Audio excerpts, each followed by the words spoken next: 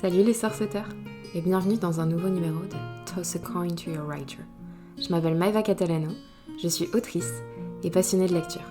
Toss a Coin to Your Writer, c'est le podcast sur l'écriture avec un titre anglais et un accent bien français. Chaque mois, retrouve un nouveau numéro avec un ou une super invitée qui évolue dans ce monde fabuleux qu'est le milieu de l'édition. Tu t'en doutes, on va parler du métier d'écrivain, mais également de lecture et de toutes les casquettes qu'il faut porter pour vivre de sa plume. Si tu es une âme courageuse, je t'encourage à poursuivre la lecture de cet épisode. Qui sait, entre deux créatures magiques, tu y rencontreras peut-être ton auteur préféré.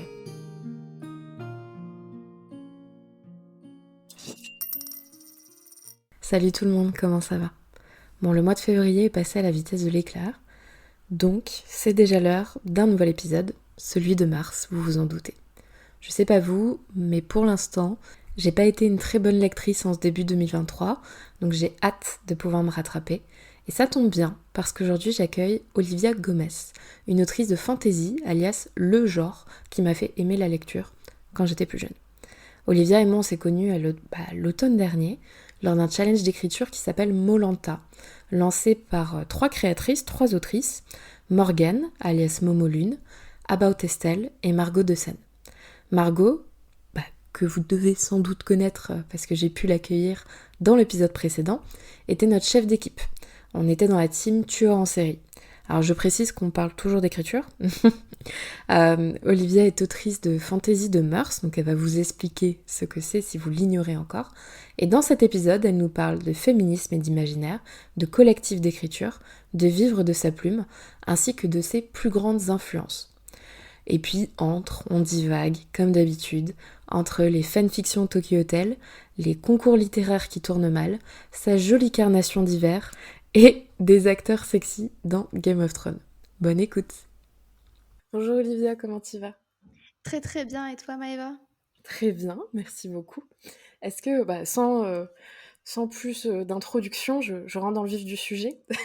Est-ce que tu peux te présenter pour les personnes qui ne te connaissent pas encore ? Ouais, bien sûr. Alors, moi, je m'appelle Olivia Gomez. Je suis super contente d'avoir été invitée par Maëva sur ce podcast. Je suis très, très fière. Et alors, moi, moi, je suis autrice de fantasy, notamment de fantasy de mœurs. Et sur les réseaux, je suis sur Instagram, sur TikTok. Je fais des TikTok couillons et je fais des reviews un peu sanglantes de Hakotar sur Instagram en story. Et à part ça, j'écris des bouquins. Voilà. Oui, c'est effectivement important. Autre que les TikTok couillons et à Cotard, Et, du coup, que tu n'as pas et écrit, les stories mais que tu sanglantes. adores défoncer sur Internet. Ah, c'est vraiment Accessoirement. c'est vrai. Donc oui, effectivement, c'est vrai, tu es très très présente sur les réseaux sociaux, mais tu écris, et c'est donc ton métier à plein temps actuellement. C'est ça quand Tout même, à c'est fait, même pas c'est vrai que accessoirement. mais oui, je pense même pas à préciser. Mais oui, en effet, là, ça va faire bientôt 1 an que je suis autrice à temps plein. C'est une information importante à préciser, mais c'est le cas, c'est vrai, j'ai sauté le pas il y a bientôt 1 an. Bah, super. Justement, est-ce que tu pourrais nous parler de ton parcours? Parce que tu n'as pas toujours été autrice à plein temps. Donc, comment Ah tu non. en es venue à... Ah bon? Bah, je ne sais pas, peut-être tu t'es... Comment tu en es Non, venue non, là je où tu disais es ah non. actuellement? Ça fait très Steve Jobs, tu sais, c'est l'interview en mode alors comment vous en êtes C'est arrivé là? Dites-nous tout. Alors déjà, je voudrais quand même pas que les gens qui écoutent ce podcast s'imaginent que ça a été enfin, que c'est facile et que, je suis pleine aux as, parce que c'est pas du tout le cas. En fait, j'ai fait le choix de la pauvreté, voilà, il faut le savoir. Ouais, ouais, Mais, c'est pire que les prêtres, hein, concrètement. c'est ça, je suis pas abstinente, mais je suis pauvre. À part l'abstinence, qui n'est donc pas mon problème, comment je me suis lancée? Ben, en fait, j'ai commencé à écrire, comme tout le monde, enfin pas comme tout le monde, mais j'ai commencé à écrire très jeune et j'ai commencé à écrire sans être payée, comme tout le monde. Ça, je pense que pour le coup, c'est une Ouais. constante pour la plupart des auteurs et des autrices.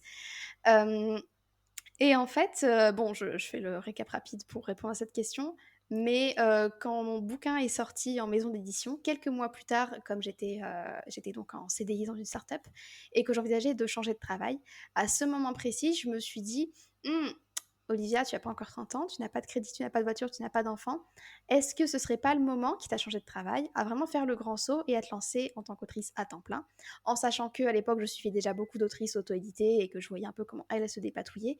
Et donc, j'ai fait le choix de me lancer à 100% en auto-édition, du coup, pour mes prochains romans. C'est-à-dire que je garde ma saga Les Thermidor en maison d'édition, mais que le reste de mes romans sortiront plutôt en auto-édition pour en vivre. Et donc, c'est le choix que j'ai fait il y a à peu près 1 an. Et ben, ça se passe bien pour l'instant, puisqu'en fait, il faut savoir que je suis française et que comme j'ai donc cotisé pendant plusieurs années dans l'entreprise dans laquelle je travaillais, eh bien, je peux toucher des aides de Pôle emploi tout en créant mon activité d'artiste-auteur. C'est ça le statut officiel. C'est Mhm. quelque chose dont j'entends très très peu parler autour de moi parce que c'est pas un sujet très sexy, mais en fait voilà, il faut savoir que si jamais ça vous intéresse et que vous avez cotisé et que vous avez droit à toucher votre chômage, vous pouvez vous lancer en tant que pas auto-entrepreneur, mais artiste-auteur. C'est un statut qui est très proche de la micro-entreprise et en fait c'est un statut qui est tout à fait connu et du Pôle emploi, même s'il y a quelques couacs. Et donc ça vous permet, si vous voulez tenter, de vous lancer en tant qu'auteur en touchant vos aides et sans faire semblant de trouver, de chercher un CDI, ce que beaucoup de gens s'imaginent que je fais, mais en fait, pas du tout. Je ne fais pas semblant. Ça, Je c'est ne la simule question pas. qui doit venir derrière. Alors, ok, tu es autrice, d'accord, mais en réalité, tu veux faire quoi? C'est quoi C'est le ça, en plan fait. A ou B, C C'est peut-être? c'est exactement ça. Je voulais pas le dire comme ça pour pas heurter les gens, mais c'est vrai que, bon, il y a toujours cette espèce de: «Ah d'accord, tu écris des bouquins et sinon c'est quoi ton vrai métier?» Ça, c'est ça mon vrai métier, en fait. Qu'est-ce Je qui je met suis vraiment du beurre dans saltimbanque à tes temps plein. épinards? Mais c'est ça, C'est tu es ça. troubadour en fait. Voilà, je suis troubadouresse, putain, c'est incroyable. Mais c'est très important ce que tu dis par rapport à artiste-auteur parce que, bon, dernièrement, moi, j'étais à l'étranger, je suis revenue en France, donc c'était encore tout un truc par rapport à Pôle emploi. Mais Mmh mh. personnellement, j'ai fait le choix, vu que je suis en auto-édition, de passer en auto-entrepreneur. On peut être en Mmh. artiste-auteur en auto-édition ou en C'est ça. édition traditionnelle. Mais par contre, Mmh quand mh. tu es en auto-entrepreneur, au micro ou auto-entreprise, parce qu'il y a Mmh mh. 40 000 noms pour un seul même truc, Pôle Ouais. emploi vient te taper sur les doigts parce que c'est pas le même Mmh. régime, donc t'as pas le droit aux mêmes aides. C'est Donc voilà, si vous êtes dans cette Ah, c'est situation, intéressant. c'est allez voir peut-être votre conseiller. Ils vont certainement pas pouvoir vous aider, Non, mais peut-être que, je sais pas, si vous tombez sur une personne qui est un peu du non, fait c'est vrai. de ces créatures étranges qui sont les auteurs, voilà, autre que l'URSSAF, donc on Mmh sait jamais, mh. ça peut vous aider. Voilà. Ok, très bien. Et donc, Très bien. saltimbanque à plein temps, Exactement. mais également lectrice, n'est-ce pas? Donc, enfin, j'ose Tout à imaginer fait. que tu es lectrice. C'est Oui, une en effet. présomption pas très, on va dire, originale. Hein. Je pense que 99,9% des auteurs lisent. Il y a un vrai Et sujet donc, là-dessus en réalité, mais oui, c'est mon cas. bah, je pense que tout le monde lit. Après, j'ai reçu des auteurs qui lisaient moins maintenant, parce que justement, ils Ouais. passaient plus de temps à écrire. Mmh mh. Mais oui, j'espère quand même que la lecture est venue avant l'écriture, sinon c'est un peu compliqué, on va dire, de Souvent, se ouais, c'est lancer, dans ce quoi. sens-là quand même, ouais. Mmh. Et donc, comment ça a commencé pour toi de ce côté-là? Est-ce que tu as toujours été une dévoreuse de livres ou pas du tout? Alors ouais, quand j'étais petite, je lisais énormément de livres, vraiment, je les lisais en plus très, très vite, ce qui fait que c'était vite une ruine pour les personnes qui me les achetaient. Donc en fait, j'en lisais tellement que passé un certain âge, en fait, j'ai arrêté de lire parce que je lisais trop vite, ça coûtait trop cher. Et donc au moment où je suis vraiment devenue adolescente, j'ai vraiment freiné la lecture, j'ai beaucoup moins lu. En devenant adulte et étudiante, je ne lisais plus du tout à cette époque, ou juste sur internet, je lisais les romans de mes copines en cours d'écriture, mais sinon je ne lisais plus. Et en fait, la lecture est revenue assez récemment puisque comme la plupart des adultes, je suis overbookée, j'ai donc pas de temps pour lire. En fait, c'est le classique, hein, vous-même vous le Le savez. capitalisme. C'est ça exactement, une palle qui déborde et pas de temps pour la lire, hein, c'est bête. Mais je m'y suis remise il y a quelques mois, en fait, ça date de cet été, donc c'est relativement récent, où j'ai réussi à me remettre dans la lecture de manière, comment dire? Régulière et surtout par plaisir. C'est-à-dire que, jusque-là, pendant des mois et des mois, j'ai tenté de me remettre à la lecture en me disant: «Bon allez, il faut que tu lises et tout» et c'était un peu compliqué de m'y mettre et depuis cet été, c'est vraiment reparti grâce à des challenges de lecture, à des lectures communes, à ce genre de choses qui sont donc nées sur les réseaux sociaux et ça m'a vraiment bien relancée, ce qui fait qu'aujourd'hui, je relis à nouveau régulièrement. Donc ça, c'est un énorme objectif que j'ai enfin atteint après des années à essayer. Ce fut difficile, mais je suis tellement fière de moi, vous avez même pas idée.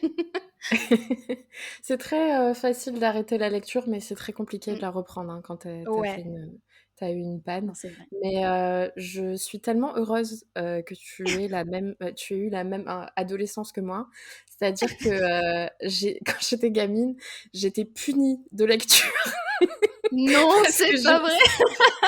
je lisais trop rapidement et tu sais, à l'époque, c'était tous les trucs, je sais Mmh. pas, Vampire Diaries, les Twilight et compagnie à 18 ou bien 19 sûr. balles, et quand tu te bouffes Mmh. un 500 pages en une journée, max 2 jours, bah, tes parents, Mmh. ils ont pas les moyens de te payer un livre à 18 C'est balles, ça. tous les 2 jours. Donc après avoir épluché tout le CDI de l'école, et la bibliothèque Mmh. municipale, bon, bah, Mais ils oui, m'ont la dit: bibliothèque municipale, «Tu punaise. vas économiser, hein, on va te donner, on va t'offrir des livres pour, Noël et pour ton anniversaire, et tu fais C'est ton ça. stock de l'année, tu te démerdes avec ça». Donc ouais, du coup, j'ai dû ralentir et j'étais punie de lecture. Je pense que j'étais Oh peut-être la misère. seule, fille de France, punie de lecture, tu sais? Je suis Mais bon, sûre qu'il y voilà. a plein de gens qui écoutent et qui ont dû avoir à peu près les mêmes anecdotes que nous, j'en suis certaine. Mais c'est vrai qu'en plus, à notre époque où on était jeunes, on n'avait pas les liseuses et les e-books très peu chers, quoi, gratuits quand on les J'aurais télécharge illégalement, tellement c'est pas bien, économisé, ouais. Oui, il mais y c'est a ça. Bah, après, t'as les abonnements, t'as l'abonnement Kobo, t'as oui, l'abonnement KDP. Maintenant, mais c'est t'imagines vrai que avec pour 9 Noël € par maintenant, mois, tout ce qu'on aurait bah, pu c'est ça. lire? Oh, Non, mais c'est ça, c'est-à-dire enfin, si c'était à refaire en tant qu'adolescente, je dirais: «OK, alors pour Noël, je veux une liseuse et un abonnement, genre Kindle, quoi». Voilà, ça c'est et ça, j'aurais été la voilà. plus heureuse du monde.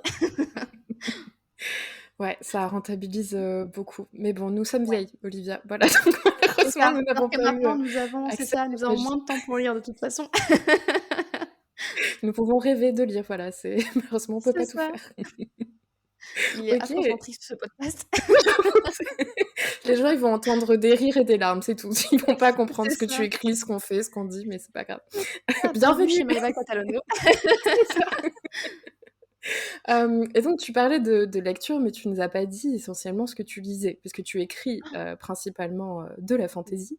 Donc est-ce que tu ne lisais que de la fantaisie, ou alors est-ce que tu étais, multigenre, multicasquette? J'étais un Ouais, j'étais un peu multigenre quand j'étais plus jeune. J'ai vu plein, plein de trucs. Je me souviens que j'ai lu de La Comtesse de Ségur comme plein de gamines de mon époque. J'ai lu, bon, évidemment, tu parlais des Vampires Diaries, c'était bien plus tard, évidemment, mais ceux-là, je les ai lus. J'ai lu évidemment tous les Harry Potter. J'ai lu, je crois que j'ai dû tenter un Eragon à une époque, ça m'a pas du tout Mmh. convaincue, mais j'ai tenté. Bref, genre, j'ai C'est, vraiment touché à pas ouais, mal de genres. Ouais, ça n'a jamais été trop ma came, c'est vrai. Et moi encore non moins plus, j'ai aujourd'hui, mais essayé, hein. J'avais adoré pourtant, tu vois, le film qui, avec le mm, recul, mm, est pas ouf, ouais, mais mais le je livre sais ce que ça veut dire. le livre est pas passé du tout, comme quoi, Ouais, mais l'auteur était super jeune, je crois, il a sorti le premier, il avait 17 ans, quelque chose comme ça, c'est assez oui, c'est hallucinant. ça. Non, non, Un ouais, c'est ça, il Italien en était vraiment plus. tout jeune. Mm, mm, C'était vraiment l'OVNI de c'est vrai. du genre, on va dire. C- C'est Mais oui, assez ça un faisait rêver exploit, les jeunes quoi, filles que nous par rapport à étions et qui l'époque. écrivions. Oh là là, ça arrive, des Ouais. gens qui sont édités super tôt, Oui, alors qu'en fait, bon, ça arrive, mais c'est rare et c'est pas forcément tellement souhaitable.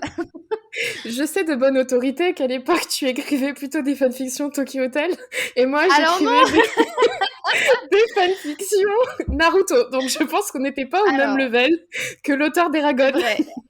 Alors, on n'était pas au même level, ça pour moi, je peux confirmer. En revanche, je dément cette rumeur, je n'écrivais pas de fanfiction Tokyo mais j'en ai bêta lu pour ma meilleure amie, très D'accord. précisément. Et je me souviens que, en fait, en réalité, j'espère qu'elle écoutera pas ce podcast, mais je détestais ce qu'elle faisait, c'était vraiment nul à chier. Je suis vraiment une amie en carton. Mais non, non, vraiment, c'était mauvais, c'était extrêmement mauvais. Et même moi, du haut de mes 12-13 ans, je me rendais compte que c'était médiocre. Et c'était affreux. Mais jamais je lui ai dit, évidemment, parce qu'il faut pas couper les gens dans leur désir d'écrire, Bah, c'est très important.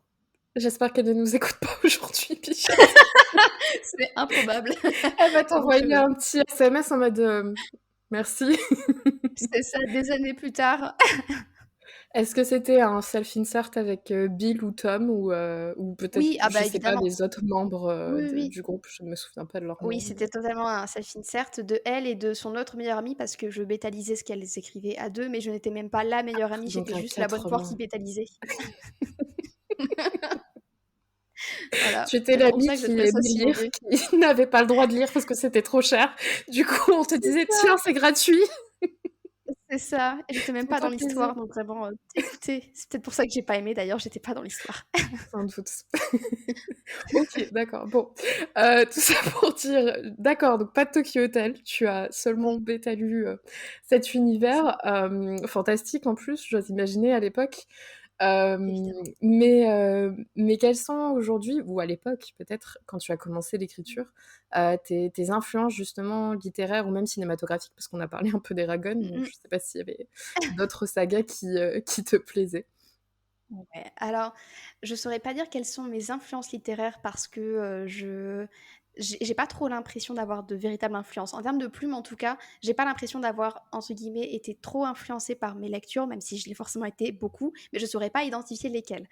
En termes Mhm. d'histoire, c'est un peu pareil. J'ai l'impression d'être surtout influencée par les séries que j'ai pu voir, notamment parce que bah, je pense à la saga fantasy que j'écris, donc Les Carmidor, qui, elle, est donc beaucoup plus récente dans ma vie, mais qui a été vraiment pas mal inspirée des séries que je regardais à l'époque où je l'ai commencé, à savoir Game of Thrones et plein de séries historiques. Parce que on cite souvent Game of Thrones, mais en fait, dans mes inspirations, j'ai beaucoup, beaucoup de séries historiques que j'ai adorées.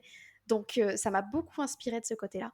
Parce qu'en fait, les séries historiques, c'est un truc que j'adore. C'est vraiment le côté un peu de KPDP et côté très réaliste qui me plaît beaucoup. Donc voilà, j'ai adoré les Tudors, j'ai adoré Vikings, qui est pseudo-historique, j'ai adoré plein de séries comme ça. Et en fait, j'ai aussi adoré Game of Thrones, évidemment, puisque à l'époque où j'ai commencé, il n'y avait que 2 saisons de sortie. Mais j'étais Mhm. déjà archi fan parce que c'était cette fantasy qui n'était pas ultra merveilleuse et blindée de magie et de trucs surnaturels, mais très centrée sur les relations humaines, sur le côté très cruel en fait de l'appel du pouvoir et de toutes ces choses-là. Et ça, vraiment, c'est un truc qui a révolutionné ma vision de la fantasy parce que j'adorais ça enfant, mais en devenant adulte, je me suis dit, c'est plus vraiment pour moi. C'est-à-dire que moi, l'histoire de magie, de Seigneur des Anneaux, de trucs comme ça me saoule vraiment. Vraiment, ça m'emmerde. C'est violent, mais vraiment, ça me saoule. Je m'emmerde vraiment. En plus, c'est souvent très peu féminin, genre d'histoire. Enfin, évidemment, Seigneur des Ouais. Anneaux, tout le monde y pense, il n'y a pas vraiment de femmes dedans. Donc, c'est vrai que je m'y reconnaissais plus du tout en tant qu'adulte. Et quand j'ai vu les 2 premières saisons de Game of Thrones, je me suis dit, ok, ça y est, je peux recommencer à kiffer ma vie. C'est ça, en fait, ce que j'aime, en fait. Et c'est là où j'ai commencé à écrire Les Carmidor. Oui, c'est vrai que dans Game of Thrones, bah, il n'y avait pas beaucoup de magie dans les premières saisons. Enfin, on nous parlait voilà, des œufs de dragon, ce genre de choses. C'est ça. Mais on nous a montré directement des femmes fortes et ça changeait Mm, assez. Bon, je pense à Viking aussi, parce qu'il y a Lagertha qui était une mm. figure Ouais, et tout, mais c'est vrai que ça bougeait un petit peu bah, de toutes ces séries où c'était que des rois qui partaient à la guerre et il n'y avait pas toutes les ouais, intrigues. Il y avait des intrigues politiques, mais pas de la même manière, quoi. moins. Et beaucoup C'était moins de surtout, personnages voilà, aussi. ouais, ça a moins de personnages et puis des intrigues politiques qui sont assez manichéennes, tu sais, il y a vraiment les gros méchants qu'il faut détruire et les gentils qui vont sauver le monde et du coup, t'as peu de nuances et tu là: «Oui, mais je suis adulte, en fait, j'y crois plus moi à ces trucs-là, à un moment donné, faut évoluer là, maintenant». Donc c'est Ouais. vrai que le côté très manichéen, ça participe aussi à cette espèce d'idées reçues sur, les genres de l'imaginaire, comme quoi c'est très enfantin alors qu'en fait, on n'est pas obligé de faire du manichéen quand on fait de l'imaginaire, au contraire. Ouais, ouais, ouais, totalement. Je pense que c'est ce qui a participé de toute façon Mmh. bah, au succès de Game of Thrones. Bon, sans parler des Ouais. livres, hein, bien évidemment, parce Mmh. que bah, tu vois bien que, bon, à la limite, les Stark qui étaient un peu plus blancs que les Mmh. autres, mais sinon, toutes Ouais, les familles étaient bah, très ambivalentes. ouais. D'ailleurs, Mmh. si tu étais dans Game of Thrones, à quelle famille tu appartiendrais? Les Tyrell, parce que, bon, déjà, les Stark, tu l'as dit, ils sont très gentils, très mignons, tout ça, et en plus, ils vivent dans le froid, c'est vraiment pas ma came. Moi, je suis méchante et j'aime pas le froid. Donc, déjà, je peux pas être une Stark. Je pourrais pas être une Targaryen, hélas, même si j'adorerais, parce que c'est beaucoup trop swag d'être un Targaryen, mais il faut que je me rende à l'évidence. Je n'ai pas le swag d'un Targaryen, et en plus, je suis phobique du feu. Donc, en fait, ça colle pas du tout à Ouais, cette famille, pas hein. ouf. Voilà. Personne n'a envie d'être Baratheon, donc je passe sur cette famille. Personne n'a vraiment envie d'être un. C'est. Martel, j'ai pas la bonne teinte de peau et là je suis blanche en fait, cachée d'aspirine. Et je disais justement, personne n'a envie d'être Greyjoy, je cherchais leur nom, personne n'a envie d'avoir un espèce de poisson sèche chelou comme emblème déjà pour commencer. Donc par élimination, j'irai Tyrell parce que je suis une énorme fan de Marjorie, je trouve que c'est un personnage absolument Hmm. incroyable. Et il se trouve que je suis une grande fan de l'actrice Nathalie Dormer, qui est donc l'une de mes actrices préférées. Et il se trouve qu'elle a joué Anne Boleyn dans la série Les Tudors, qui m'a inspiré le personnage de Jorah Carmidor, en fait. Donc voilà, il y a des gens des fois qui disent Ok. «Ah, ça ressemble à Marjorie». Ah, non, elle ressemble pas à Marjorie, elle ressemble à Anne Boleyn dans Les Tudors. Voilà, Bon, la boucle est bouclée, du coup, c'est c'est ça, ce qui a lié c'est le ça, tout. Ok. Mais exactement. les Martels, alors peut-être, parce que moi je me rappelle plus dans les livres, mais Mhm. les Martels, leur château, etc., c'était tourné en Espagne, non? Donc, genre, je sais pas si Oui. c'était vraiment des latins.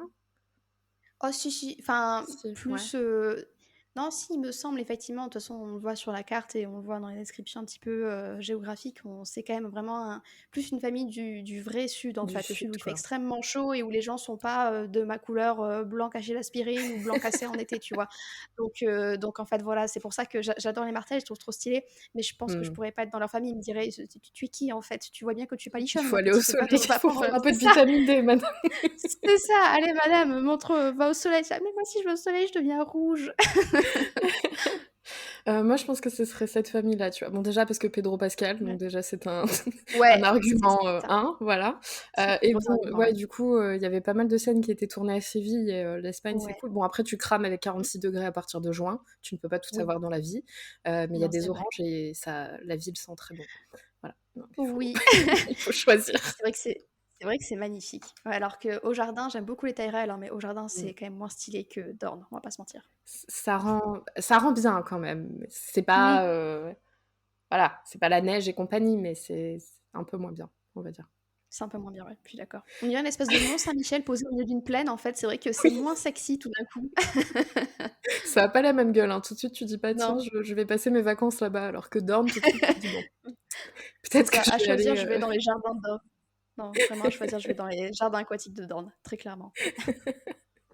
Donc après cette immense parenthèse qui est super utile, j'espère que tout le monde a regardé ou lu Game of Thrones, sinon ils vont me dire: «Bon, j'ai compris Pedro Pascal, mais après le reste, je sais pas ce qu'elles, disent C'est depuis ça, 5 minutes, mais c'est pas grave». Retenez c'est Pedro clair. Pascal, c'est le plus important.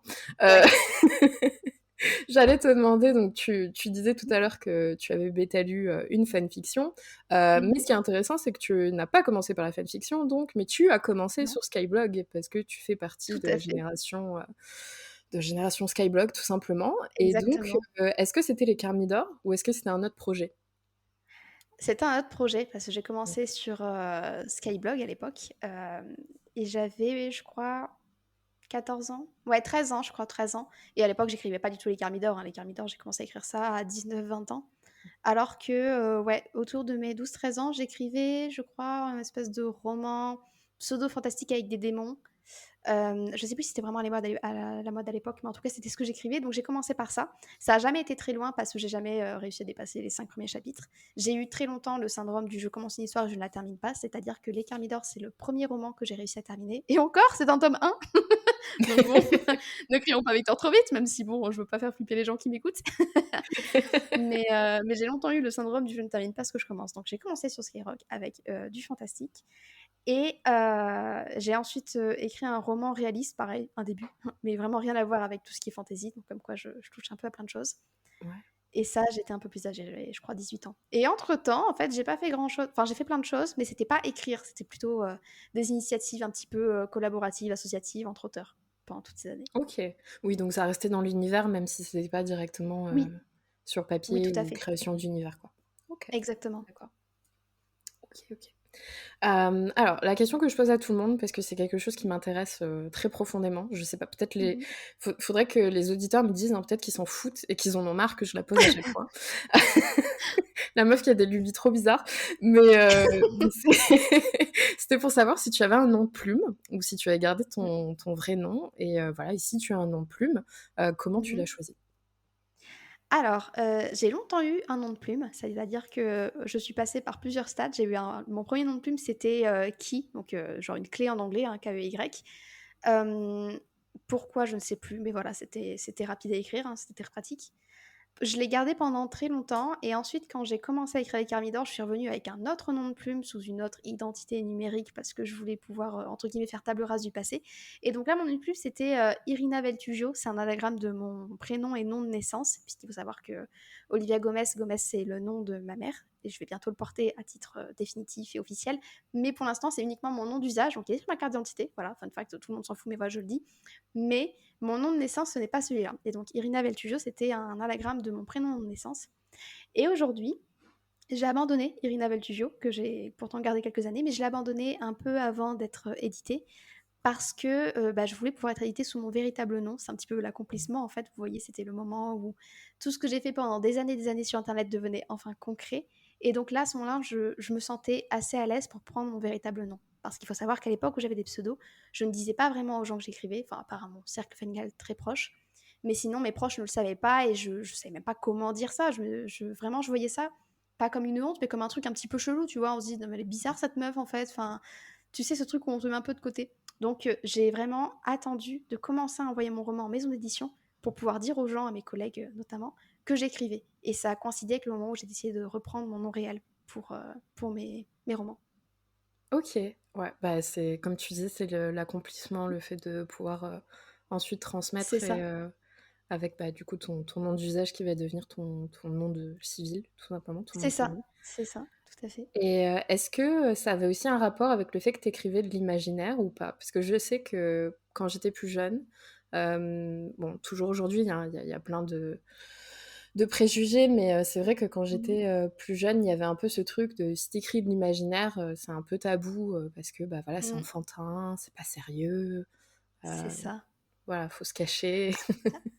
Ouais, alors en fait, c'était pas tant le genre de roman qui me poussait à utiliser un pseudo, c'est-à-dire que même en écrivant des romans plus réalistes et plus «sérieux» entre guillemets sur le papier, pour les gens un peu bêtes, j'avais quand même besoin de me sentir rassurée derrière un pseudo. C'était pas tant le genre. En revanche, ce que tu dis, c'est très juste et c'est encore juste aujourd'hui, c'est-à-dire que peut-être que si c'était à refaire, peut-être que je prendrais quand même un nom de plume, même pour les Thermidor, et je prendrais Mm. peut-être un nom de plume où on peut pas deviner que je suis une femme et où on peut peut-être me prêter une identité anglo-saxonne. Parce que stratégiquement, en termes de vente, c'est peut-être plus intéressant d'avoir un nom qui passe pour masculin, ou en tout cas neutre, Mm. et un nom peut-être anglo-saxon parce que les anglo-saxons font beaucoup d'imaginaire, notamment de fantasy, et que finalement, c'est vrai que voir, je sais pas moi, Gisèle Boucher comme nom d'auteur sur une couverture fantasy, ça claque pas autant que du J.K. Rowling, pour citer une autrice Ouais. transphobe, ou Ouais, d'autres bah oui. auteurs anglo-saxons où tu J'ai peux pas un deviner que autre ce sont des exemple femmes. d'une Mhm, personne francophone en plus, et beaucoup mieux du coup que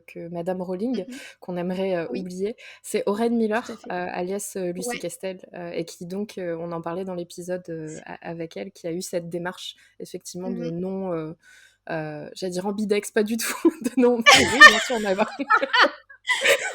à Ambidex, fait. bah oui. Non, mais c'est bien de savoir écrire mais ne pas Exactement. savoir parler, tu sais, c'est le problème de ma vie. Donc un Je prénom comprends. mixte, voilà, Mhm. en français, c'est ce qu'on a tendance à dire. C'est Et ça. donc anglophone, parce qu'effectivement, comme elle Mhm. était, bon, elle dans le thriller et aussi l'imaginaire, c'est quelque chose qui Mhm. parfois lui a joué des tours en dédicace, mais qui a Ouais. pu aider d'un point de vue communication. Ouais, franchement, ça m'étonne pas du tout. Et c'est vrai que du coup, si c'était à refaire, je ferais peut-être ce choix-là. Bon, après Mm. maintenant, voilà, c'est fait, j'ai mon nom à moi, je le garde, hein, c'est bouclé, donc vous verrez toujours Olivia Gomez qui sonne étrangement latin alors que pas du tout. Mais bon, C'est ce que j'allais dire, c'est pour ça que quand tu parlais tout à l'heure de Dorn et tout, je vais dire, Marcel, bah voilà, Gomez un petit peu, enfin ça ressemble, c'est non, pour être alors. espagnol, mais pas du tout. Et en fait, non, voilà, fun fact, Gomez, tout le monde s'en fout, mais voilà, au moins vous le saurez, Gomez avec un T, donc c'est mon nom de famille. C'est un nom qui est pratiquement éteint en France, c'est-à-dire que je crois qu'on est peut-être 6 ou 7 à porter ce nom en France, et ça, c'est vraiment un nom qui est quasi éteint. C'est-à-dire que votre nom de famille, vous le pensez peut-être original, mais en fait, il est porté par tellement de gens, vous n'avez même pas idée. Mais bref, mon nom à moi, il est quasiment éteint. Et c'est pas pour ça que je l'ai pris, en fait, hein, c'est pour d'autres raisons. Mais bref, tout ça pour dire, Gomez avec un T, ce n'est pas du tout hispanique, en fait, c'est norvégien. Il faut savoir que c'est un nom viking et qui a été importé par les vikings en Normandie il y a donc un bon millénaire à peu près, je crois, de mémoire. Ouais, dans ces eaux-là. Un petit peu moins d'un millénaire. Et donc voilà, c'est vrai que ça ressemble, ça fait très hispanique, mais en fait, non, moi à la base, mes origines sont plutôt du nord-nord, c'est pour ça que j'ai un teint aspirine. Blafard. Voilà, blafard, merci, je me sens mieux. J'allais dire aspirine, mais blafard, c'est bien, c'est super, j'adore. Franchement, je suis contente d'être invitée ici. Non, mais c'est vrai, J'allais dire ce qui est dommage, c'est que vampiriste, les tu gens, sais, en mode Twilight, un peu. Enfin, je dis ça, mais écoute, moi j'ai des origines très sudistes, mais actuellement, comme tu peux le voir, cet hiver, c'est pas trop ça. Mes origines sont bien parties à l'intérieur de moi, donc il n'y a mais pas ça, de... c'est la météo, c'est pas de ta faute. Oui, enfin bon, il faudrait peut-être que je prenne le Non, soleil mais aussi, donc j'ai pas trop de leçons à donner. non, mais Mais franchement, ok, je tombe des nues. Je pensais pas voilà. du tout, tu vois. Enfin, tu m'aurais demandé de Mm. deviner, j'aurais jamais dit quelque chose de Ouais, nordique hein. ou viking, quoi. Ok. Bah oui, tout le monde pense que c'est plutôt espagnol ou portugais, hein, évidemment, Bah puisque ouais. Gomez juste avec un Z, c'est de Oui, et là-bas. puis Mais non, Gomez Olivia, tu avec un vois, T, ça va un petit peu oui, ensemble, ça fait un peu. c'est vrai, mais en fait, non, pas du tout. Voilà, je suis vraiment une impostrice, hein. C'est-à-dire que même quand j'envoyais des CV dans mon ancienne vie, quand je travaillais en CDI, les gens qui voyaient Olivia Gomez, ils s'attendaient à une hispanique, vous voyez, donc vraiment le cliché, tu vois, de la nana avec les cheveux noirs, les yeux noirs, la peau un peu mate et tout. Et moi, j'arrive, une espèce de petite espèce de semi-blonde aux yeux bleu-gris, chelou, et puis surtout un blafard, comme dirait Maëva. Les gens sont un peu déçus, ils disent, on nous a menti sur la marchandise. Donc voilà, et ça, c'est un truc qui continue de me poursuivre en tant qu'autrice. Mais bon, écoutez, j'aime bien surprendre les gens. C'est moi! Pour Coucou, je les suis la petits gestes déception. de main. Coucou, voilà! c'est... Oui, c'est vrai, vous J'arrive! n'avez pas nommé. Non, mais C'est normalement dommage avec le pourtant. petit ton de la voix, le «C'est moi», je suis sûre que les gens voient Ouais, un petit peu les gestes qu'on est en train de faire. J'espère. j'espère. Heu, Mmh mh. OK, donc tu disais tout à l'heure, que tu écrivais de la fantaisie de mœurs, et donc Mmh. les Thermidor, dont le premier tome Trahir, et survivre est une Mmh. fantaisie de mœurs. Est-ce que tu peux nous Tout à fait. expliquer ce que c'est? Tout à fait. Alors, la fantaisie de mœurs, c'est un sous-genre de fantaisie. Il y a plein de sous-genres de fantaisie. Je suis sûre que ça vous saoule d'avance parce que t'es là, oh, il y en a beaucoup trop, on comprend pas et tout. T'es là. Mais en même temps, réfléchissez 2 minutes, les loulous. Je veux dire, dans tout ce qui est littérature, entre guillemets, réaliste, on va avoir de la romance, du policier, des tranches de vie, ce genre de choses. Donc, plein de sous-catégories. Et en fait, nous, quand on arrive en fantaisie, on a juste fantaisie. Donc, forcément, on a aussi besoin de plein de sous-genres pour vous expliquer ce qu'on fait parce que fantasy, ça va de Twilight à Game of Thrones en passant par Harry Potter, donc vous vous rendez bien compte que c'est quand même extrêmement large et que pour qualifier une œuvre, c'est compliqué. Donc, la fantasy de mœurs est un sous-genre, et on a besoin des sous-genres en fantasy, je vous assure. Et c'est un sous-genre en fait dans lequel les romans vont être plus axés sur des intrigues humaines et souvent politiques que sur tout ce qui est magie, retournement de situation rocambolesque, héros qui va sauver le monde. On n'est pas du tout dans cette vibe-là. Donc c'est vraiment la vibe Game of Thrones en fait. Vous connaissez déjà la fantasy de mœurs grâce à Game of Thrones. Certains appellent ça aussi de la fantaisie dynastique. Je crois qu'il y a même une distinction entre dynastique et fantaisie de mœurs. Je vous avoue que je la maîtrise pas trop, donc moi je dis fantaisie de mœurs par habitude, mais dynastique c'est à peu près la même chose. Et c'est vraiment, voilà, c'est ça. Ce sont des intrigues qui sont souvent très grises, avec des personnages qui sont très gris, pour pas dire mauvais.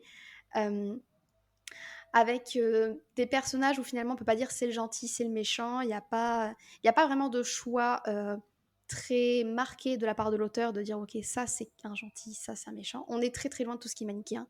Et ça va être donc beaucoup d'intrigues, un peu de complots, de petits secrets et de petits coups de pute, enfin de coups bas. Voilà, de coups bas. C'est bien, c'est bien de coups bas. Ce genre de choses. C'est ça la fantasy de mœurs. J'ai envie de finir là-dessus, je trouve ça beau. Oui, c'est parfait comme fin. Le point final est génial. OK, d'accord. Et donc, voilà, tu as commencé sur Skyblog, mais Mhm. pour, les Thermidor, tu as commencé sur Wattpad avant de Aussi. partir donc, en librairie, et donc, est-ce que tu Mhm. peux nous expliquer un petit peu le parcours de ce roman? Comment ça s'est passé un peu la passation de, communauté en ligne à, bah, les étagères, avec une jolie brique rouge? Bah, tout à fait. Alors en fait, les Carmidor, j'ai commencé par Skyrock, il y est resté plusieurs années en réalité. J'avais un joli blog et tout, il existe toujours d'ailleurs. Et c'est après peut-être 1 ou 2 ans de pause dans l'écriture des Carmidor que je suis revenue. J'avais terminé mes études sur ces entrefaites. Je suis revenue pour terminer l'écriture de mon tome 1. Et en fait, quand je suis revenue sur Skyrock, et ben en fait, Skyrock était mort, hein. Ça faisait des années que je me doutais que ça allait arriver. Là, voilà, c'était acté, il n'y avait plus grand monde dessus. Et donc à ce moment-là, c'était Wattpad qui avait vraiment repris le flambeau. Donc à ce moment-là, j'ai pris mon tome 1 des Carmidor et je suis allée le poster sur Wattpad pour continuer à aller le publier là-bas. Et d'ailleurs, anecdote fun, mais à ce moment-là, j'ai découvert que quelqu'un m'avait plagié les Carmidor et l'avait déjà posté sur Wattpad. Et alors, ça s'est passé de manière très Fantastique. rigolote parce que je me suis pointée sur mon compte Wattpad, que j'avais créé des années en arrière, mais que je n'avais jamais alimenté. Je me dis, chouette, je vais poster les Carmidor. Je commence d'abord un peu à fureter dans tous les coins, voir comment ça marche, etc. M'énerver parce qu'il n'y a pas de justification, bref, tous ces trucs-là. Et à un moment donné, dans les suggestions, je vois les Carmidor. Je fais ah bah tiens, j'avais déjà posté les Carmidor sur Wattpad, je me rappelais même pas. Je clique, je fais bon, bah effectivement, c'est mon pseudo, donc le fameux Irina Veltugio de l'époque. C'est ma En plus, couverture, c'est mon texte. Oui, oui, oui, tout, tout, tout. Et donc la au bout d'un totale, moment, quoi. ouais, et puis je clique sur la photo de profil pour retourner sur ce que je pense être mon profil. Et là, le choc, je réalise que ce n'est pas mon profil et que c'est le profil d'un autre utilisateur. Et donc, c'est à ce moment-là que je découvre qu'une demoiselle m'a volé mon pseudo, la couverture moche que j'avais dessinée à l'époque pour les Carmidor, mon texte, et qu'elle avait commencé à le poster depuis quelques mois. Donc, elle avait dans les 300 vues, c'était 3 fois rien, hein, donc ça allait bien. Mais, mais bon, j'ai vu ça, j'étais pas bien. J'étais là, ah, je vais aller Bah, mourir et ouais. je vais aller lui taper sa gueule avec une batte de baseball. Évidemment, je n'ai pas fait ça parce que je ne suis pas violente et que je ne la connaissais pas et que je n'ai pas pu faire ça. Mais voilà, mon arrivée sur ce Wattpad s'est faite avec la découverte d'un plagiat. Ça s'est très vite réglé, hein, heureusement, parce que comme c'était un pur copier-coller de ce qu'il y avait sur Skyrock et que j'avais des dates très anciennes, j'ai pu très facilement dire à Wattpad coucou, ceci est un plagiat, merci de le supprimer, et en 2 jours c'était réglé. Donc la Mais tu as nana a pu perdu. prouver, comme elle utilisait le même pseudo, que c'était toi et pas enfin, c'est Bah surtout oui. par rapport au pseudo, ouais. Alors en fait, parce que ce que j'ai fait, c'est que sur mon vieux blog Skyrock, je suis allée mettre un petit message en haut en mode coucou, on m'a plagié les Thermidor, voici le compte sur lequel il est plagié, n'allez pas le lire là-bas puisque bah, c'est une Ouais. copie illégale et que merci de ne pas encourager une copie illégale de mon œuvre, s'il vous plaît, ce serait gentil. Et donc, ça a été très simple parce que Wattpad a bien vu que c'était la copie conforme de mes chapitres, il n'y avait rien qui a échangé, c'était un vrai copier-coller. Et que mes dates sur Skyrock étaient bien antérieures et que moi j'avais mis le message. Donc, en fait, à partir de là, ben, ils ont Ok. vraiment pas tergiversé. Au bout de 2 jours, c'était réglé. Donc, Bon, ça va, c'est j'avais fait. quand même Parce que intégré. Mm. je me suis dit, Oui, s'ils te demandent ta carte d'identité ou je ne sais quoi, enfin, parce qu'avec les pseudos, tu peux rien prouver, donc, enfin, non, c'est sûr. C'est sûr. Sauf si tu vas mettre un petit message sur ton vieux compte en mode coucou, c'est moi. C'est moi qui l'ai écrit en premier, d'ailleurs, regardez les dates. Et donc, ça, là-bas, c'est faux, c'est un plagiat, tu vois. T'aurais pas intérêt à t'accuser hmm. toi-même de plagiat, donc en Oui. fait, à partir de là, déjà, ça règle ce souci. Mais de ce point de vue-là, ça a été très, très réactif sur Wattpad, et heureusement, parce que j'avais envoyé un petit message à la nana en disant coucou, c'est mon texte, s'il te plaît, tu veux bien le retirer? Parce que vraiment, je m'étais dit, on va peut-être pouvoir passer à l'amiable. Évidemment, elle ne m'a jamais répondu. Mais voilà. Fun fact, quand mon bouquin est sorti en papier, je m'étais jurée à ce moment-là, quand j'ai découvert le plagiat, que si jamais un jour j'avais la chance d'être éditée, c'était pour moi un rêve absolument fou à l'époque, et ben je retournerais voir cette nana et lui dire tiens, coucou, le texte que tu as plagié, au fait, maintenant tu peux l'acheter en papier si tu veux. Donc je l'ai fait. Quand mon bouquin est sorti, j'ai envoyé un petit message. Et 2 semaines plus tard, j'ai reçu un avis une étoile sorti nulle part sur Amazon avec un commentaire ultra mal écrit, une meuf qui disait oui, trop mauvais, bourré de fautes et d'incohérences. Ça mais où? Voilà, même des ados boudeurs sur Wattpad en ont pas voulu ou je sais pas trop quoi, enfin un truc qui n'avait aucun sens. Voilà, et je me suis doutée que c'était elle et j'étais là, bon bah j'aurais mieux fait de m'abstenir, en fait, c'était une idée pourrie. Donc voilà, si jamais vous m'écoutez et que vous pensez faire la même chose avec vos éventuels plagiaires, ne le faites pas. Stratégiquement, c'est une idée pourrie. Vaut mieux qu'ils vous oublient, c'est mieux. Bon, écoute, après, tu sais ce qu'on dit, hein, à partir du moment où tu as ton premier hater, c'est genre Mm. le début du succès. Donc voilà, Ouais. tu as eu une petite jalouse qui a Ouais. voulu te copier, mais la copie n'égale pas l'original. Donc Ah, voilà. bah là en l'occurrence si, puisqu'elle avait vraiment copié mon Parce que texte, du coup, donc elle elle avait pouvait pas. copié-collé. Ouais. Sur le On était principe, pas. on va Non, dire non, que c'est sûr. Mais parce que j'ai déjà eu une copie Wish des Thermidor, c'est-à-dire qu'il existe c'est sur vrai. Wattpad un récit qui ressemble énormément à ce que je fais, c'est-à-dire que c'est à peu près les mêmes personnages, les mêmes déroulements, peut-être même certaines répliques sont très très proches.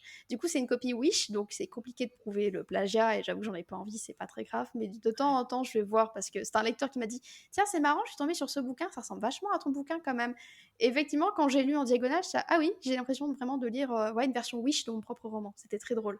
Mais bon, ça c'est plus compliqué à prouver, donc j'ai laissé couler. Voilà.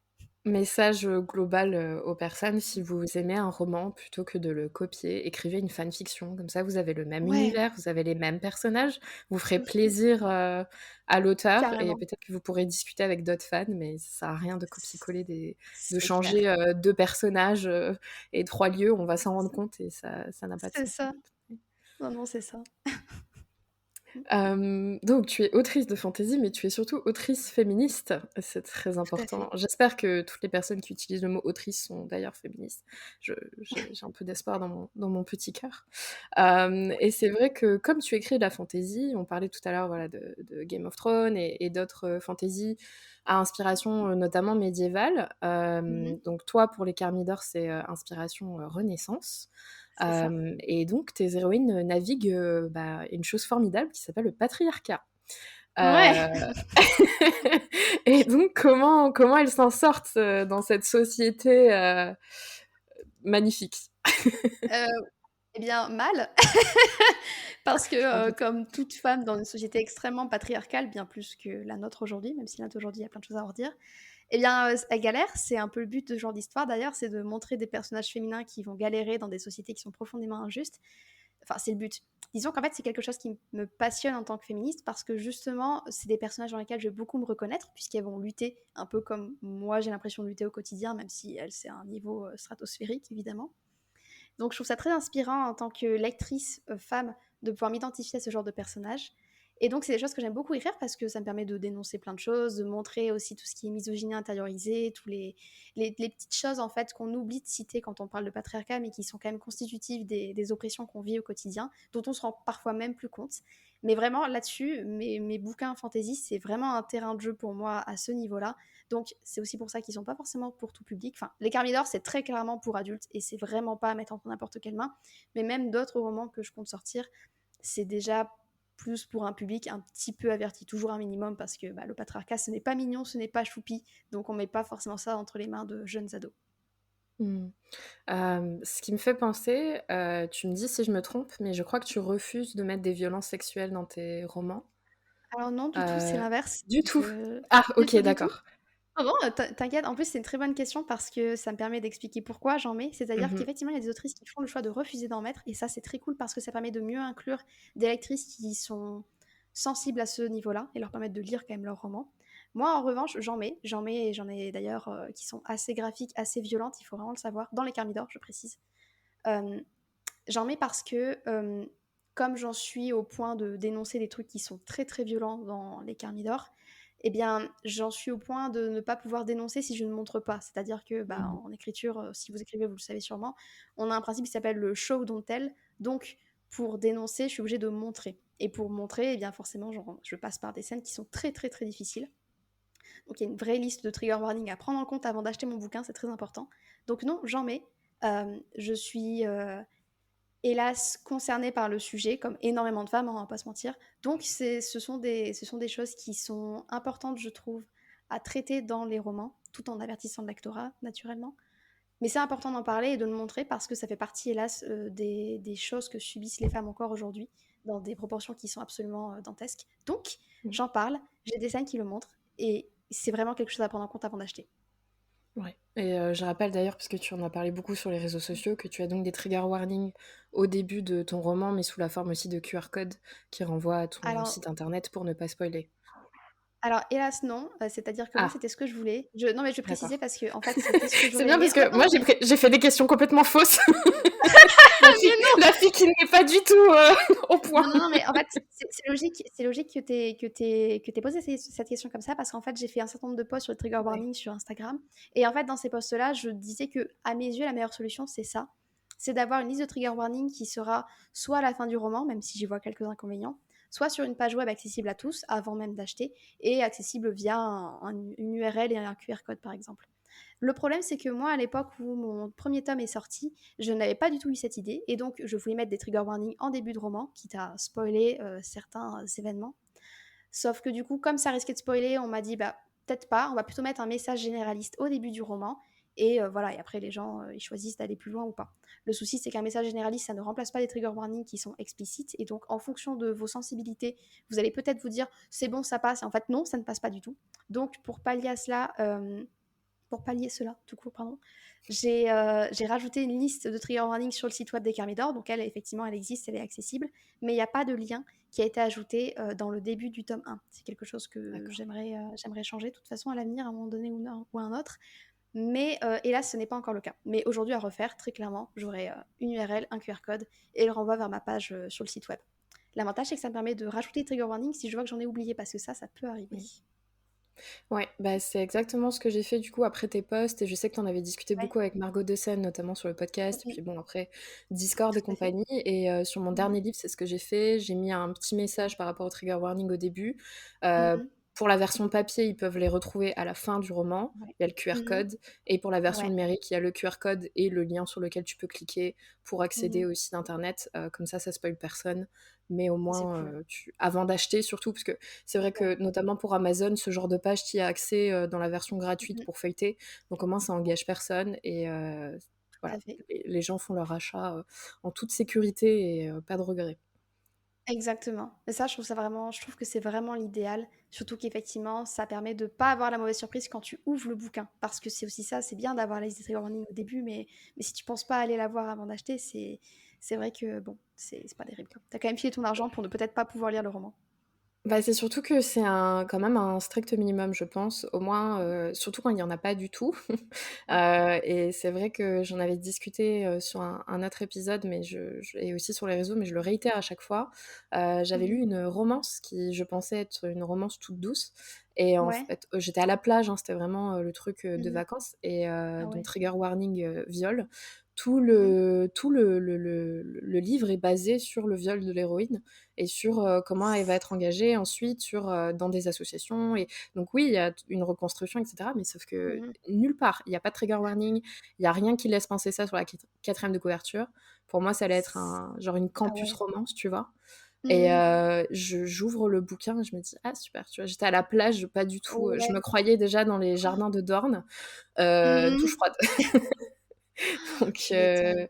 Mais là, et limite, je pense que j'ai jugé très durement ce livre parce que c'était mmh pas ce que je voulais lire à ce ouais. moment-là et je l'aurais beaucoup plus apprécié si je l'avais lu dans le bon état d'esprit. Ça, c'est clair et en plus, là, en plus, au-delà des trigger warnings, je trouve qu'il y a peut-être même un problème dans la 4 de couverture parce que si c'est vraiment un thème où elle se reconstruit et cetera, elle s'engage dans une association, bon, c'est quand même quelque chose qui est quand même très présent dans l'histoire, j'ai l'impression. Si c'est pas du tout insinué dans la 4 de couverture, c'est quand même assez, comment dire? C'est presque un mensonge de vente. Enfin, j'ai l'impression qu'il y a quelque chose qui s'est pas fait même à ce niveau-là. C'est-à-dire qu'en plus du trigger warning, il aurait dû, y avoir quelque chose d'assez, assez clair pour qu'on puisse Ah deviner le oui, genre parce que clairement. c'est quand même pas rien, quoi. Je me rappelle plus, enfin, à 100 mais c'était quelque chose, telle héroïne, donc machine, à Mmh tirer un trait sur les hommes, et machin, Mmh arrive sur le campus et elle ne sait pas quoi faire, en gros, voilà. Donc tu Ah t'attends pas ouais. à ce que, Machine ait tiré un trait sur les hommes, par rapport à un événement traumatique. Tu t'es dit: «Bon, bah, Bah non, malheureusement son ex l'a trompée ou alors son ex était un con» ou c'est voilà, ça, mais où il mettait pas pas ses quelque chose chaussettes dans le panier à d'aussi linge sale, grave. Voilà, bah non, exactement. Il a pas bah non, sorti le chien le évidemment. dimanche, C'est clair, voilà, hein. donc Il a oublié la du coup, Saint-Valentin où il c'est offert des fleurs oui, jaunes. c'est ça. Donc c'était un tout autre livre et vraiment, Ah c'est vrai ouais. que Mmh. ça m'avait un peu dégoûtée de ça et c'est dommage parce Ah oui, qu'avec le c'est clair. recul, je pense que j'aurais apprécié le livre, mais pas du tout de Ouais, cette manière-là. il y a Donc vraiment un bon, problème marketing en plus, hein. effectivement. Et donc pour revenir sur les Thermidor, Mmh mh. après ça va être que des parenthèses, moi j'adore. C'est clair. Hem, Actuellement, tu travailles sur le 2 tome, Unir et Tout à détruire, fait. Mmh mh. bah, bon, il est en cours forcément, il est pas encore Mmh mh. sorti, mais est-ce Mmh qu'il mh. y a quelques petits trucs que tu peux nous dire, dessus? Oui, il y a quelques petites infos que je peux donner sans spoiler. Déjà, le tome 2 se déroule quelques mois après la fin du tome 1, c'est-à-dire que, dans les Thermidor, j'ai une narration qui est strictement chronologique, j'ai pas de retour en arrière, j'ai pas d'énormes bonds dans le temps, c'est-à-dire qu'au sein d'un même tome, il va s'écouler quelques jours entre chaque chapitre, grand maximum. Donc là, le tome 2 suit le tome 1 de quelques mois, donc ça reste relativement rapproché tout de même. Qu'est-ce que je peux dire d'autre? Ça va être la merde dès le début. En même temps, on laisse vraiment les personnages du tome 1 dans une situation qui est assez compliquée, donc forcément, on redémarre direct sur un gros niveau d'embrouille, surtout qu'il y a des nouveaux éléments qui font que ça va être encore plus compliqué, c'est-à-dire que non seulement il y a les conséquences du tome 1 à gérer, mais en plus, il y a d'autres trucs qui se rajoutent par-dessus, parce que sinon, c'est pas drôle. Évidemment. Donc, voilà, qu'est-ce que je peux dire? Je suis désolée, je parle de manière un peu, cryptique pour pas spoiler les gens qui n'auraient pas encore lu le tome 1, évidemment. Mais le tome 2, c'est aussi l'occasion d'approfondir les conséquences de certaines choses traumatiques abordées dans le tome 1. C'est très important parce que je trouve ça intéressant d'aborder les traumatismes des personnages et comment ils se reconstruisent ou pas. Donc, donc voilà, est-ce que je peux dire autre chose sur ce tome 2? J'en ai écrit à peu près 10%, voilà. Ça, c'est OK. 10% à peu près écrit. Et je reprends la rédaction là au printemps. Donc voilà, j'ai assez à demi mettre. Et je pense que ça fait déjà pas mal d'infos. Oui, c'est pas mal. Écoute, on va s'accrocher à ça et on va prendre notre mal en Mhm. patience, avant de pouvoir le lire. Mais, merci beaucoup d'avoir dévoilé, un petit pourcentage de tes secrets. Un grand plaisir. Alors avant de continuer, j'ai toujours Mhm. une petite interlude, parce qu'on parle quand même, donc il faut, Ouais, un peu, faire une petite pause pour, que tout le monde se repose le cerveau 5 secondes et je suis donc en ce d'accord. moment, je fais une interview portrait chinois. Donc voilà, Ouh! j'ai des petits mots et tu me dis, si tu étais quelque chose, bah, Mhm. ce que tu serais, tout simplement. Très Alors, bien. si tu étais une chanson. Euh, Ah, c'est dur. Peut-être Believer de Imagine Dragon. Je sais pas pourquoi elle me vient en tête direct, celle-là. Voilà. Mmh. Parce qu'elle est stylée. Et je sais pas pourquoi elle me vient plus en tête, celle-là, que d'autres d'ailleurs. Allez, on va dire ça. Elle m'est venue d'instinct, donc on va dire que l'instinct est bon. Allez. OK. Si tu étais un parfum de glace. Je vais bugger pour toutes les questions, je suis navrée. Il y a pas de souci. Euh, Chocolat blanc, peut-être. J'aime bien le chocolat blanc. Si tu étais un moment de la journée. Le soir. Voilà, ça j'ai pas hésité. Si tu étais une héroïne de roman. Euh, Allez, Marjorie Tyrell. Si tu étais une ville. Bah Toulouse, qui est donc ma nouvelle ville. Voilà, je viens d'emménager à Toulouse, c'est déjà ma ville de cœur, donc ouais, Toulouse. Parfait. Si tu étais une confiserie? En fait, c'est difficile parce que je suis pas très sucrée, moi, je suis pas très bonbon ni ce genre de choses. C'est-à-dire que tu me dirais, si tu un fromage, je saurais te répondre, tu vois? Mais Si je tu suis étais un censée fromage? si j'étais un fromage en vrai, tu imagines que je saurais te répondre, mais j'hésite trop. J'écoute allez, je dirais quand même le camembert parce que j'ai vécu longtemps en Normandie, donc voilà, je vais quand même, rendre hommage à mes origines normandes et pour la confiserie, hem, allez, on va dire un carambar. J'ai des bons souvenirs de carambar quand j'étais gamine. OK et puis c'est très français ça, c'est un Ouais, plaisir qu'ils n'ont pas à l'étranger, donc il faut en être fier. OK. c'est vrai. Ouais, ouais, ouais, les Américains nous envient un peu ça. Enfin nous envient, je sais pas parce qu'ils ont 40 000 confiseries, Ouais. merdiques et pleines de sucre, mais en tout cas Mmh mh. mes élèves, ils aimaient bien quand je ramenais des carambars. Trop stylé, trop stylé. Et pour finir, si tu étais un Mmh. objet lié à l'écriture? Oh bah, alors là, je dirais un ordinateur. Carrément, la meuf, elle prend pas un petit objet, tu vois? Elle prend directement, l'objet vraiment utile.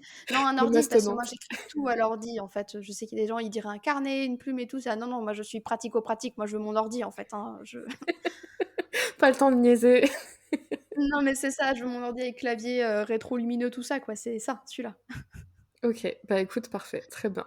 Donc sans transition, nous pouvons passer au reste de l'interview si tu veux, OK? C'est nickel.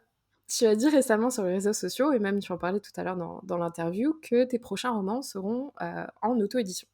Donc tu vas Tout à fait. devenir une autrice, hybride, comme on dit dans le Oui. milieu. Pourquoi ce choix? Je le connais, je le sais, mais pourquoi ce choix? Dis-nous tout.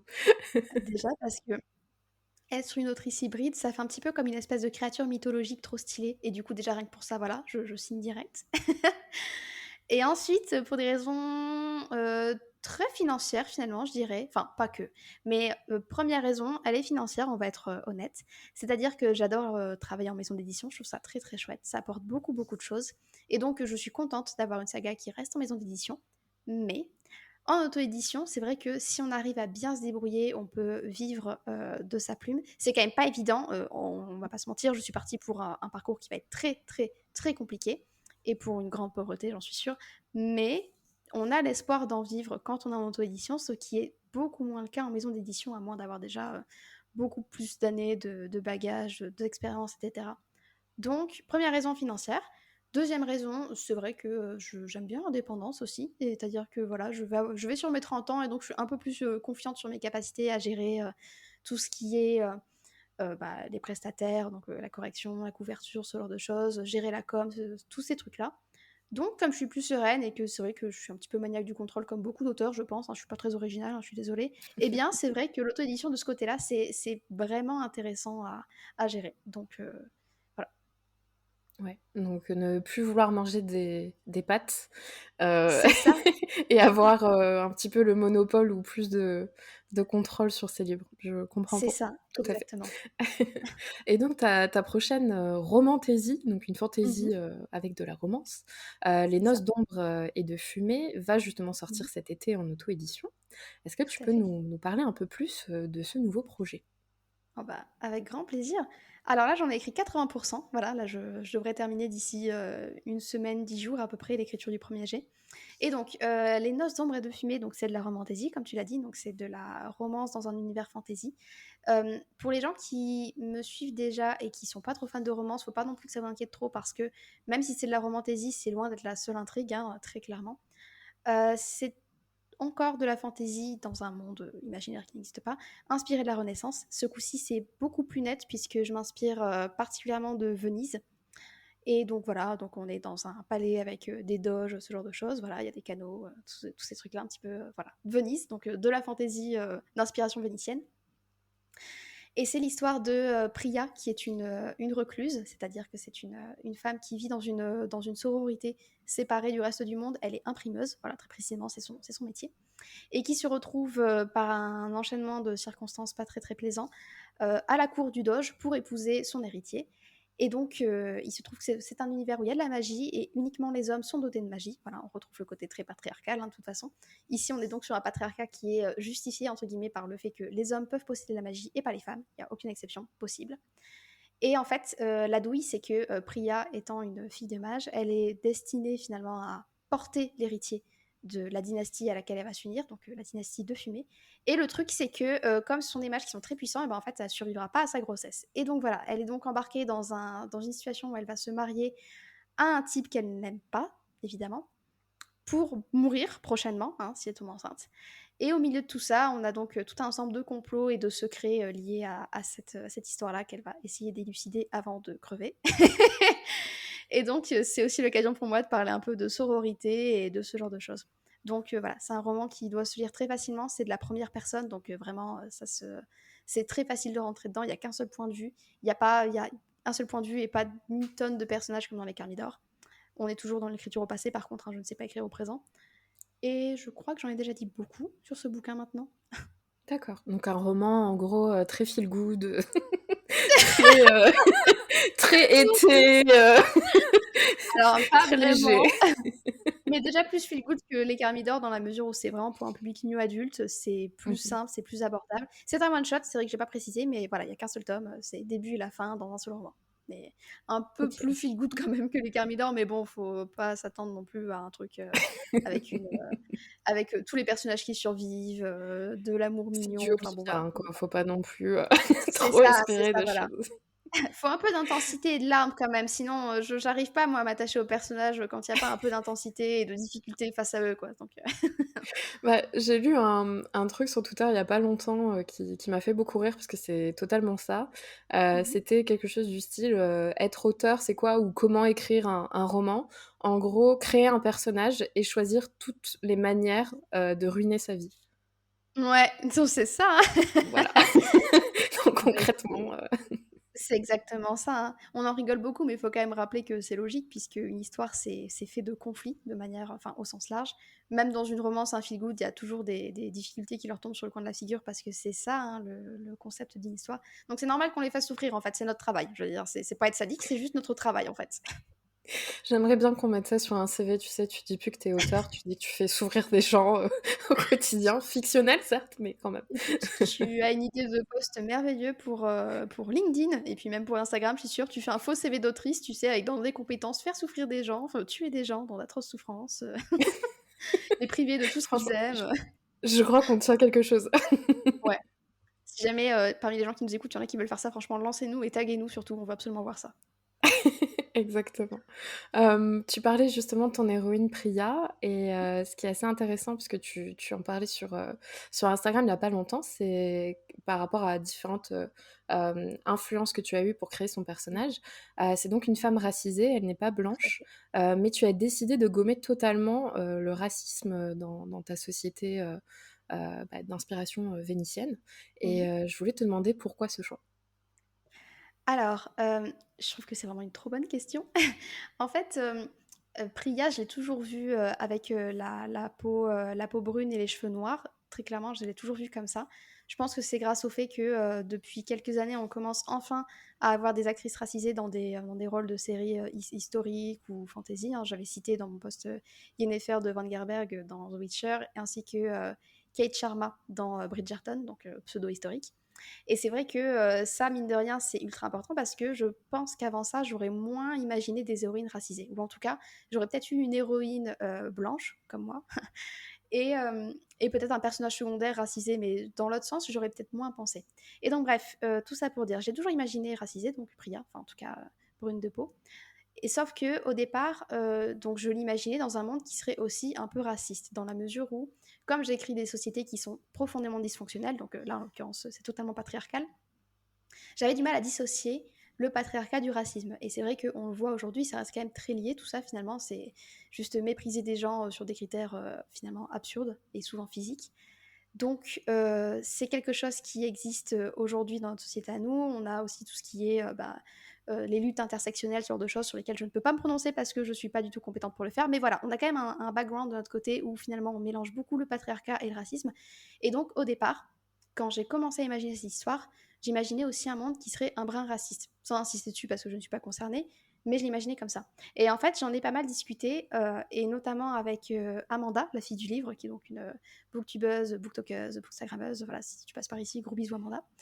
Et, et en fait, elle m'a dit avec beaucoup de tact que, bon, quand on est blanche, parler de racisme avec un personnage racisé, c'est peut-être pas le move le plus intelligent, à moins d'être vraiment bien informé sur le sujet.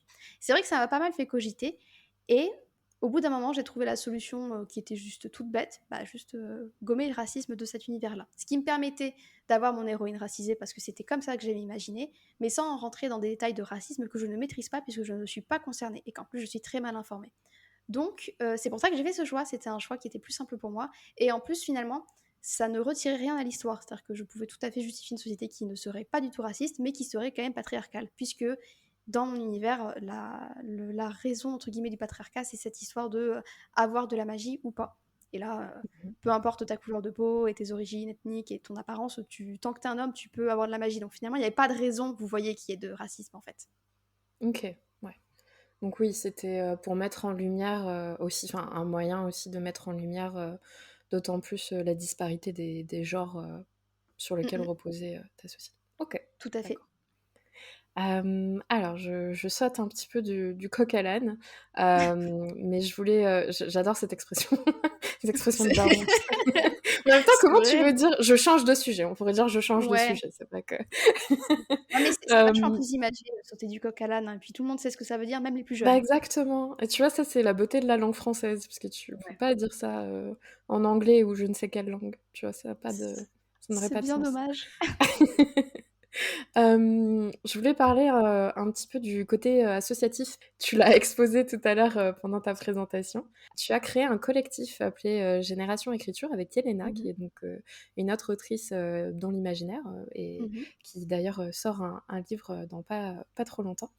Oui, Donc tu ne fais plus partie actuellement de cette mhm. association pour jeunes auteurs, mais Mhm. ça date quand même de 2010. Donc j'aurais Ouais. voulu savoir comment ça s'était bâti tout ça. Ça ne me rajeunit pas. Et effectivement, en 2010, tout est né d'une discussion que j'ai eue avec Yelena, donc, dont tu parlais juste avant, sur Skyrock à l'époque, vu qu'à l'époque nous étions donc des autrices sur Skyrock, etc. Et en fait, je sais plus exactement d'où c'est parti, mais on discutait du fait que bah, c'est vrai qu'en tant que jeunes auteurs et jeunes autrices, même si à l'époque on avait moins le point de vue féministe qu'on a aujourd'hui, en tant que jeune auteur, c'était compliqué de se faire accepter par le monde de l'édition. Donc c'est vrai qu'à l'époque, l'auto-édition était encore assez mal vue, même par nous. On était très jeunes aussi, il faut le dire, notre décharge, puis c'était il y a 13 ans, imaginez. Et donc, bon voilà, pour nous, le monde de l'édition, c'était vraiment ça. C'était les salons, les éditeurs, c'était tout ce côté-là. Et on discutait du fait que c'était très difficile d'être bien considéré, d'avoir des contacts dans ce milieu-là, d'être représenté et voilà, et d'être pris au sérieux. Et en fait, c'est de cette conversation-là et de cette espèce d'injustice dont on se parlait qu'est née l'idée et l'envie de créer un collectif qui a donc ensuite porté le nom de Génération Écriture pour défendre en fait les intérêts des auteurs et en particulier donner de la visibilité. C'est-à-dire qu'on était un collectif, on faisait pas, on n'était pas, c'est pas un syndicat ni quoi que ce soit, mais c'était juste une espèce de regroupement d'auteurs souvent très jeunes euh, pour plein de projets différents. Il y a eu des webzines, il y a eu un codex, il y a eu plein de choses qui ont été faites. Ça remonte un peu maintenant. Et donc voilà, donc on a créé ça il y a du coup 13 ans maintenant. Et alors j'ai très très vite quitté la barque parce que, pas parce que j'étais pas convaincue, mais juste parce que je n'avais plus de temps et que je savais pas très bien gérer mon temps à l'époque. Ça notait que c'est une constante de ma vie, ça n'a pas changé. À l'époque, je rentrais en fac de droit et je galérais vraiment à gérer mes études. D'ailleurs, j'ai échoué. Voilà, spoiler. Mais à l'époque, j'ai donc dû quitter la barque Génération Écriture. Mais en tout cas, voilà, c'est toujours une petite fierté de me dire que j'ai apporté ma pierre à l'édifice à cette époque-là, il y a donc fort longtemps.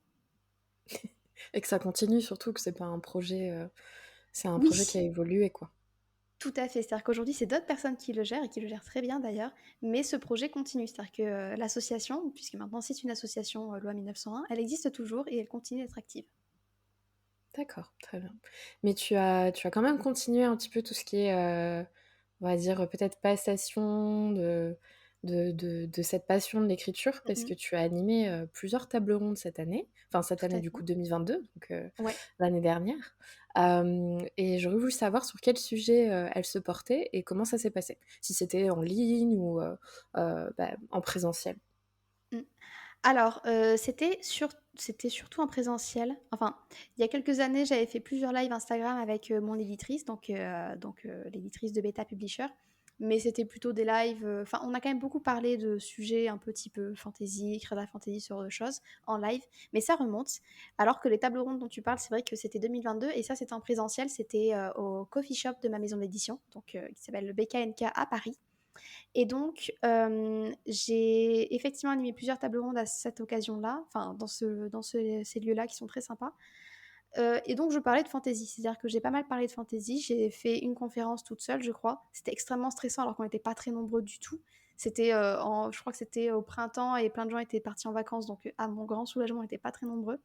Mais on parlait beaucoup de fantasy, d'écrire de la fantasy, d'astuces, de conseils, de tout plein de choses. Euh, c'est très intéressant comme sujet, mais c'est vrai que c'est quelque chose qui est extrêmement stressant à faire, je trouve. C'est-à-dire Mm. que je suis quand même globalement assez à l'aise en public. J'ai de la chance là-dessus. Mais même comme ça, même en petit comité, en comité bienveillant, ça reste très stressant, je trouve, d'animer une table ronde. Donc, belle expérience que je vais limiter pour mon bien-être, en fait. Parce que c'est dur, ça demande de la préparation.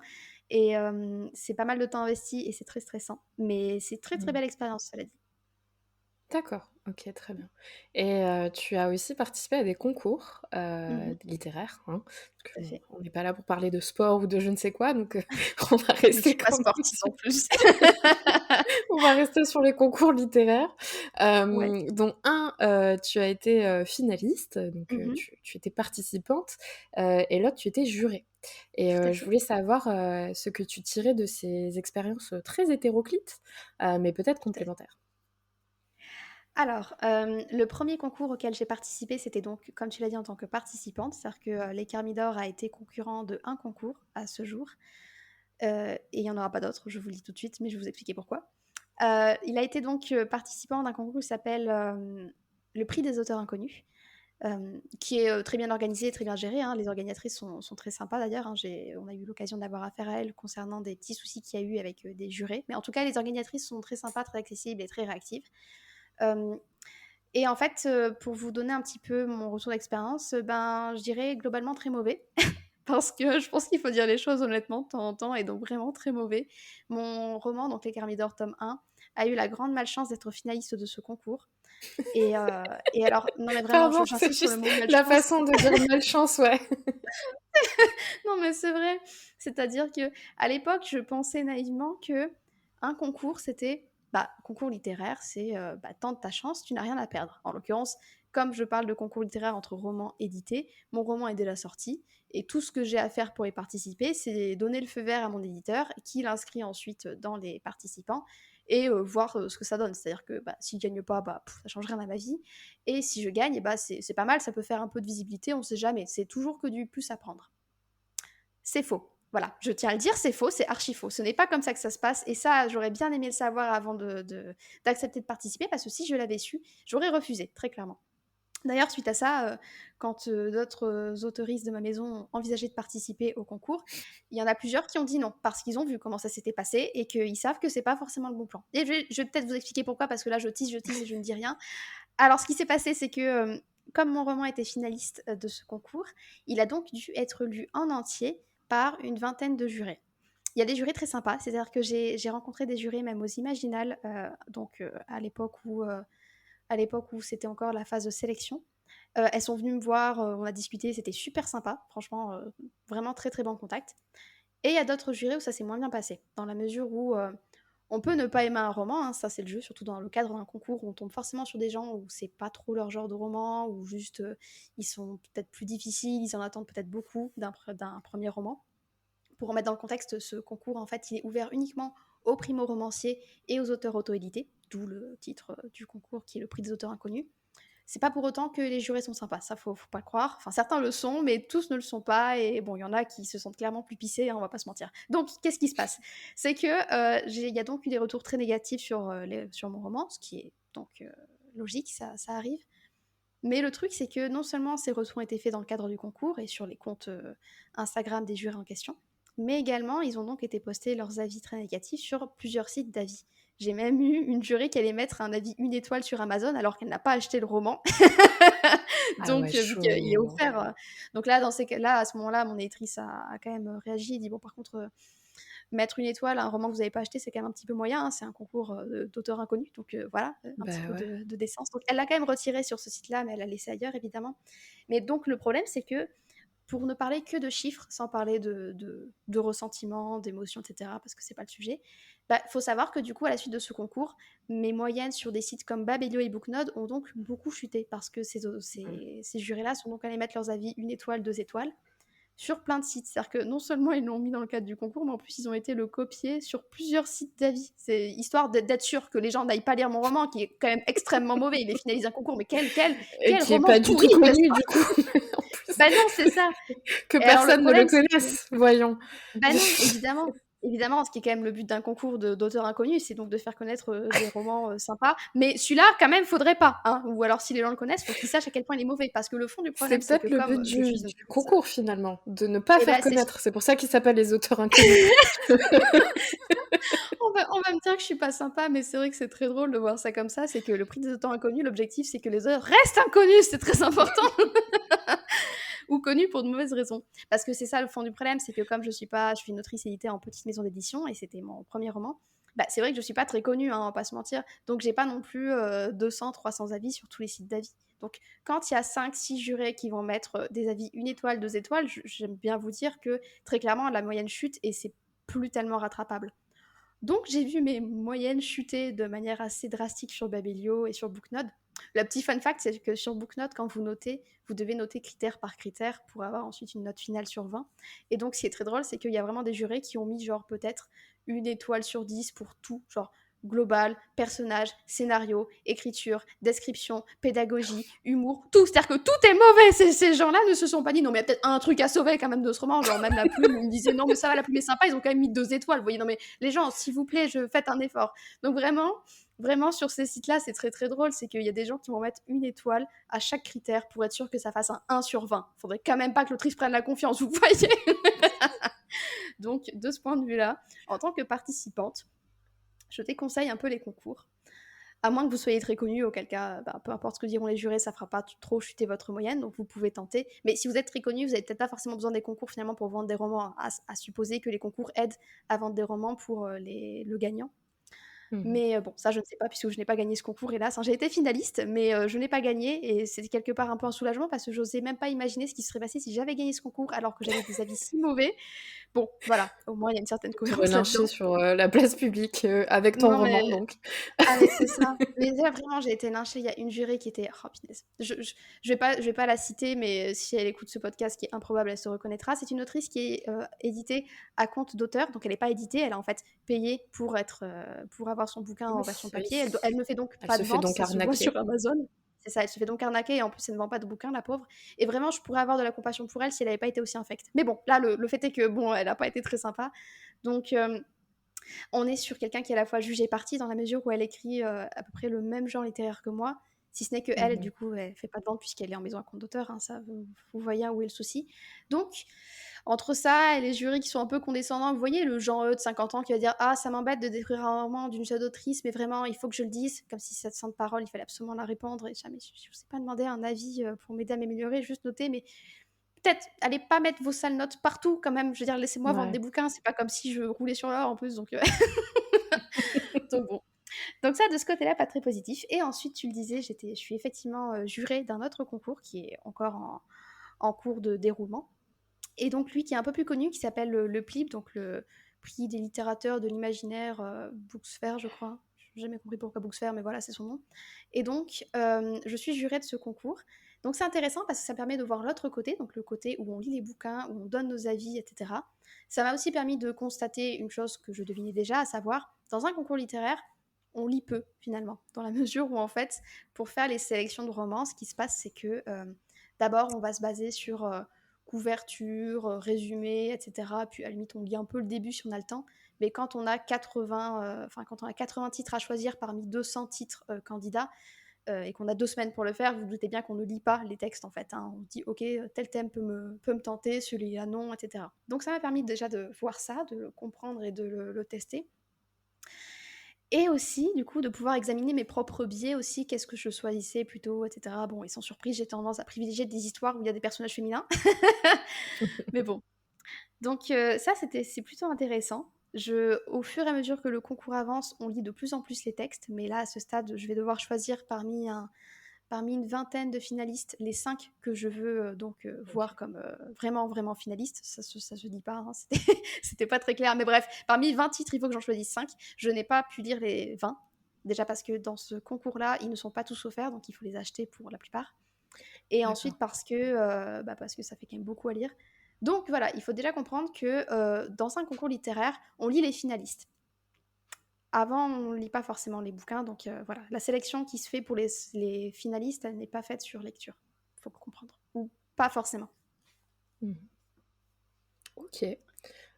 C'est assez intéressant parce que c'est vrai qu'on voit fleurir pas mal de concours. Bon, après, Mhm. il y a deux choses. Il y a les concours avant édition de maison Ouais. d'édition avec un Mhm. contrat peut-être à la clé.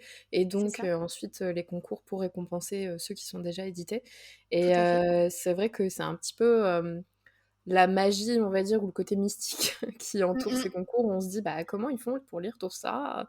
Et donc en fait, Ouais. bah, maintenant on a la réponse, c'est qu'ils ne lisent pas C'est tout ouais, ça non, parce que ils c'est pas ne lisent pas possible du tout. de lire tous Non, les inscrits. Donc, mais au moins non on du tout. sait à quoi s'attendre. Donc Ouais. déjà, Alors après, je tiens à c'est souligner que certains jurés vraiment arrivent à lire les 20 demi-finalistes. Là, pour le PLIB, j'en vois certains qui ouais, ont quasiment fini de lire les 20, c'est déjà beaucoup. Mais c'est loin d'être systématique. Et avant d'en arriver à lire les 20, vous doutez bien que sur les 200 oui, candidats, on n'en lit pas 200, hein, non, il c'est nous pas faudrait des possible. années pour faire ça. Donc, Oui, mais oui, ça ça permet serait un de... concours, Ouais. Ça permet de relativiser un petit peu les concours dans la mesure où on sait déjà que effectivement les concours c'est toujours subjectif, hein, ça la question se pose pas. Mais au-delà du côté très subjectif, la première sélection qui se fait, elle est marketing. Et donc ça, il faut bien comprendre que c'est vraiment une question marketing avant d'être une question littéraire, les concours. Le concours va autant récompenser un marketing qui est bien mené qu'une plume. Même si à la fin, le gagnant, c'est souvent quelqu'un qui a une jolie plume et une belle histoire, parce que forcément, on va pas mettre 5 finalistes qui ont juste une jolie couverture et une histoire bancale, ça semble assez improbable. Mais voilà, derrière tout le côté très subjectif du choix, il y a aussi un côté qui va être très marketing. Et même moi, la première, hein, je m'en suis rendu compte hein, quand j'ai dû faire ma sélection, bah, au bout de 200 titres que j'ai pu examiner, bah, j'ai eu tendance à privilégier des titres peut-être de grosses maisons parce que je les ai vus passer plusieurs fois et donc inconsciemment, j'étais très curieuse de savoir ce qu'il y avait dedans. Donc bon, mmh. c'est malheureux, mais c'est comme ça. Oui, mais comme tu le disais, comme tu l'as montré un peu sur les réseaux sociaux, c'est, le moyen de voir ses propres biais, de Tout voir à fait. les personnes qu'on peut avantager, par rapport, bah, Mhm. voilà, je sais pas, à nos idées, féministes, C'est ça. ou à nos goûts personnels en matière de genre et de Tout à fait. sujets, littéraires, quoi. Mhm. Tout à fait. Hem, alors on va repasser, sur un autre sujet, on ressaute le coq et l'âne, et on va parler organisation, Mhm. parce que dans tes premiers posts Insta, tu avais, mis, que le plan de ton deuxième tome, pour les Carmidor faisait, 70 pages. Donc un plan Tout très à fait. détaillé. Mhm. Et donc ça va, je pense que je m'avance pas trop, pour dire que tu es une autrice à tendance, architecte. Exactement. Et voilà, j'aurais voulu savoir quel est ton plan d'action, en écriture? Alors, je vais quand même préciser deux petites choses. Le plan, en fait, du tome 2 ne fait pas 70 pages à proprement parler. En fait, c'est le plan de toute la saga qui, à ce jour, fait 70 pages. Mais c'est des pages qui vont donc... Enfin, ça va gonfler au fur et à mesure que je m'approche de la fin, puisqu'en fait, je suis architecte dans une certaine mesure, puisque j'ai ma fin en tête maintenant. Mais quand j'ai commencé les Carmidor, je n'avais pas ma fin en tête, je ne savais pas comment cette saga se terminait. Je ne savais pas qui gagnait à la fin, voilà, c'est un petit peu le suspense pour moi aussi. Maintenant, je sais. Mais j'ai beau avoir ma fin, j'ai quand même pas tous les événements jusqu'à la fin. C'est-à-dire que contrairement aux Noces d'ombre et de fumée que je suis en train d'écrire, qui est là où je suis 100% architecte, j'ai tout, du début à la fin en passant par chaque événement. Les Carmidor, j'ai une grosse zone de flou. C'est pour ça qu'actuellement, quand on me pose la question, il y aura combien de tomes, je sais pas trop répondre parce que déjà d'une, c'est compliqué à déterminer. Et en plus, eh bien, il y a certains événements que je n'ai pas encore. Donc voilà, c'est... Les Garmidor, je suis vraiment sur une écriture qui est un peu exploratoire, dans une certaine mesure. Et donc bref, tout ça pour dire, oui, j'ai un plan qui est bien fourni, parce que j'ai plein d'événements et j'ai plein d'arcs narratifs à boucler, donc mine de rien, j'ai quand même beaucoup de matière. Mais en termes d'organisation, je suis quand même relativement libre dans la mesure où quand je commence un chapitre, je sais où je vais, c'est-à-dire que j'ai un petit plan de chapitre, je sais ce qui se passe dedans. Parfois, je me fais surprendre par les événements, hein, ça même les auteurs architectes, ils peuvent le dire, on se fait parfois surprendre par les événements et finalement on bouleverse tout le plan qu'on a fait alors qu'on a mis des jours à l'écrire, ce plan. Et donc, Et donc, c'est comme ça que je fonctionne en fait. J'ai mon plan de chapitre, j'écris, et puis des fois je me fais surprendre, des fois non, la plupart du temps non, heureusement.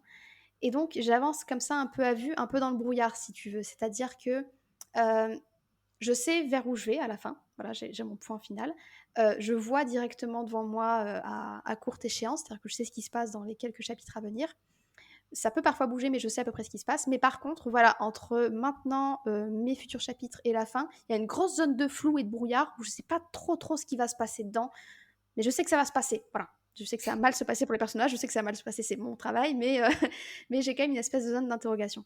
Donc voilà. Donc j'ai mon plan pour écrire, mais j'ai pas un plan terminé pour toute la saga. D'accord. C'est très poétique ce que tu dis par rapport à l'ombre, le fait de marcher dans le brouillard. Je garde la métaphore pour plus tard. Ça peut servir. C'est complètement. D'habitude, je fais plutôt des métaphores culinaires et c'est toujours un peu plus trivial, mais bon, là, voilà, ce sera poétique. Très bien. Bah, écoute, on va terminer avec quelques conseils puisque j'aime bien, poser, ce genre de questions. C'est vrai que sur le Mhm, podcast, on a des auditeurs, qui sont que lecteurs, et mhm, d'autres qui écrivent, aussi puisque ça va souvent, main dans la main. Et mhm, donc, en épluchant un petit peu ton site internet, j'ai pu voir que pour les Thermidor, tu avais créé, bon, bah, forcément, plein de fiches sur les familles. C'est mhm, encore en construction, mais tout à fait. surtout, une, géographie parce que, Mhm, tu as la carte, du royaume, sur tout ton à fait. site internet. Et donc je voulais savoir si tu avais des conseils, pour Mhm, créer, la géographie ou même géopolitique finalement, parce que mhm. c'est lié, en fantasy. Alors, la géopolitique, j'adore ça, mais grosso modo, je dirais, ça devrait presque être votre dernier souci. C'est un peu paradoxal, mais en fait, euh, c'est vrai qu'un lecteur, quand il ouvre un roman, il l'ouvre rarement pour la géographie et puis pour la politique, en fait, hein. Même s'il aime ça, c'est la première chose qui va l'intéresser, ça va être les retournements de situation, les relations entre les personnages, etc. Tout le côté très émotionnel et très presque sentimental de la chose. Donc en fait, j'aurais tendance à dire, commencez pas par la géopolitique, c'est-à-dire que si vous avez une idée d'histoire en tête, bah, notez ce que vous voulez raconter, notez les conflits qui vous animent, parce qu'en général, c'est ça, on se dit, ok, je vais écrire l'histoire je sais pas, d'une princesse qui est expatriée parce que toute sa famille a été assassinée au hasard, voilà, totalement au hasard. Au hasard. Et comment est-ce qu'elle fait pour récupérer son trône et tout, de qui elle va tomber amoureuse, qu'est-ce qui va lui arriver. Donc vous avez souvent, enfin, quand on commence à écrire un roman, on a souvent ça en tête. Donc je dirais, partez plutôt de ça. Écrivez un petit peu peut-être dans votre plan ou dans votre tête si vous ne faites pas de plan, où est-ce que vous voulez que ça aille, et construisez votre géopolitique autour pour faire en sorte que ça fonctionne et que, je fais plein de signes de la main mais vous ne les verrez pas, et qu'en fait, votre histoire de personnage fonctionne bien dans le monde que vous allez créer. Donc en fait, vraiment, construisez le monde autour des personnages et pas les personnages autour du monde, peut-être. Ce serait peut-être ça mon conseil. Ce qui est assez étrange dans la mesure où, en fait, dans la vraie vie, c'est l'inverse. En fait, les gens se construisent par rapport à la société dans laquelle ils évoluent, c'est pas l'inverse. Mais là, pour une histoire, j'irais peut-être faites dans ce sens-là, parce que ça vous permettra d'écrire exactement l'histoire que vous voulez écrire, sans être lié par des considérations géopolitiques qui pourraient vous bloquer en mode ah mais non, ça c'est pas logique qu'il fasse ça parce qu'en fait dans tel royaume on fait pas ça et tout. Peut-être ouais, Ouais. faites l'inverse, parce que finalement la géopolitique c'est juste un instrument de base pour votre histoire, mais l'histoire c'est pas ça. Ouais. Bah écoute, je vais retourner sur Game of Thrones. Si un jour, j'ai la joie d'avoir notre cher, GRR, Martin, sur le Oh, podcast, on ne sait jamais. peut-être. On croise très fort les Mais doigts pour que ça arrive. on va passer à la version anglaise, du coup, il va falloir que je revoie un petit peu mon accent, mais Ok. je vais juger sur la série, parce que j'ai lu les premiers livres, j'ai pas terminé. Je me Mhm. rappelle plus trop, mais c'est vrai que si tu regardes notamment les royaumes, ça va quand Mhm. même un peu avec les personnalités des personnages. Donc voilà, on parlait des Mhm. Martels tout à l'heure, c'est une famille très chaude dans tous les sens du terme, très chaleureuse, très chaleureuse, on va dire, très sudiste. Et bah, tu prends les Stark, c'est Mhm. des personnages très réservés, très soudés comme voilà une Tout meute à de fait. loup, mais on va Mhm. dire très pudiques dans leurs sentiments, et ça va avec la neige et Ouais, compagnie. Donc c'est finalement, vrai. ça va très bien avec ce que tu dis. C'est vrai, ouais. Bah, en plus, c'est toujours très efficace, je trouve, de montrer comment l'environnement impacte les personnages. Ça permet d'ancrer dans le réel et d'avoir quelque chose qui est très très fort niveau ambiance. Mais mais c'est vrai qu'il faut pas, je dirais, faire attention à pas trop se laisser emporter par ses délires géopolitiques, parce que sinon on chope le syndrome de l'auteur qui va passer des années à peaufiner un document encyclopédique avec plein de détails sur les goûts gastronomiques de chaque royaume, alors qu'en fait, t'es là, mais elle est où ton histoire du coup? Parce que c'est bien, on sait ce qu'ils aiment manger, mais du coup, il se passe quoi en fait dans ton roman? C'est trop trop bien, mais vas-y, lance-toi. Donc, Ouais, ouais, ouais. Ou des choses aussi que personne ne lira et que bah, l'auteur sait que c'est c'est ça. entre guillemets canon dans son esprit, mais toi tu vas Mm, lire et tu vas dire bah pourquoi un tel et telle famille mm, se détestent et l'auteur sait c'est que ça. parce qu'il y a eu une tradition 3 siècles Ouais, avant, mais c'est marqué nulle mais c'est part ça. donc. Non, mais Mm. ouais, ouais, c'est ça. En plus, c'est vrai que quand on a tendance à fonctionner dans ce sens-là, ça peut être plus difficile d'échapper à l'infodumping. Donc, franchement, c'est. Bon, vraiment, je trouve personnellement qu'on gagne à se concentrer avant tout sur les personnages et à voir ensuite l'univers. C'est plus facile, je trouve, dans ce sens-là. Après, voilà, si vous kiffez créer des univers, franchement, faites-vous plaisir aussi, hein. C'est quand même le premier conseil à donner, c'est Non, faites-vous Olivia plaisir. a Et dit non, donc vous n'avez pas le droit. Comme tous les conseils d'écriture, il faut les prendre à la lettre et ne suivre que ça. non, mais c'est ça, c'est ça. Non, mais c'est vrai, tu as raison, c'est con ce que je dis. Et pour finir, donc on parlait, bah, voilà, forcément de tes 2 grands projets actuels, Les Carmidor et Mhm. et Les Noces. Tu Ouais. tapes, sur, le système patriarcal, donc avec raison Mhm. et je voulais savoir, puisque ça va donner le nom à cet épisode, si tu avais Mhm. des conseils, pour brûler le patriarcat déjà, et Ouais. également pour, écrire, donc une fantaisie féministe. Alors, pour brûler le patriarcat, j'y travaille. J'ai pas encore vraiment de conseils, mais si vous en avez, n'hésitez pas à venir me voir. Je suis en DM sur Insta, sur TikTok, tout ça. N'hésitez pas. Mais pour la fantaisie féministe, des conseils pour en écrire, soyez féministe. C'est peut-être le premier conseil, c'est qu'effectivement, bah, c'est vrai que si vous avez des idées féministes, vous allez naturellement tendre vers ce genre d'histoire, même si je dirais pas que le féminisme c'est un genre d'histoire. En fait, il y a mille et une façons d'écrire un roman féministe, que ce soit en fantasy ou n'importe quel genre. Oh là là, j'adore enfoncer des portes ouvertes, vraiment. On kiffe ça, surtout en fin de podcast. Là. Ah, merci, on est content d'être venu là et d'avoir passé 1 heure et demie avec vous pour vous entendre éditer des Les âneries débiles dans conseils! ce On genre. attend les conseils! Ah, mais c'est ça. Soyez féministe. C'est- Soyez féminine. Non, mais je dirais, bah, comment dire? Faites attention à pas tomber dans l'excès inverse des personnages féminins badass avec des guillemets. Vous savez, cette fameuse guerrière qui n'a pas d'émotion parce que l'une des façons de renverser le patriarcat, c'est de devenir le patriarcat. Bah non, c'est peut-être pas exactement ce qu'on veut. Enfin, après, vous voulez ce que vous voulez, hein, c'est vous qui choisissez.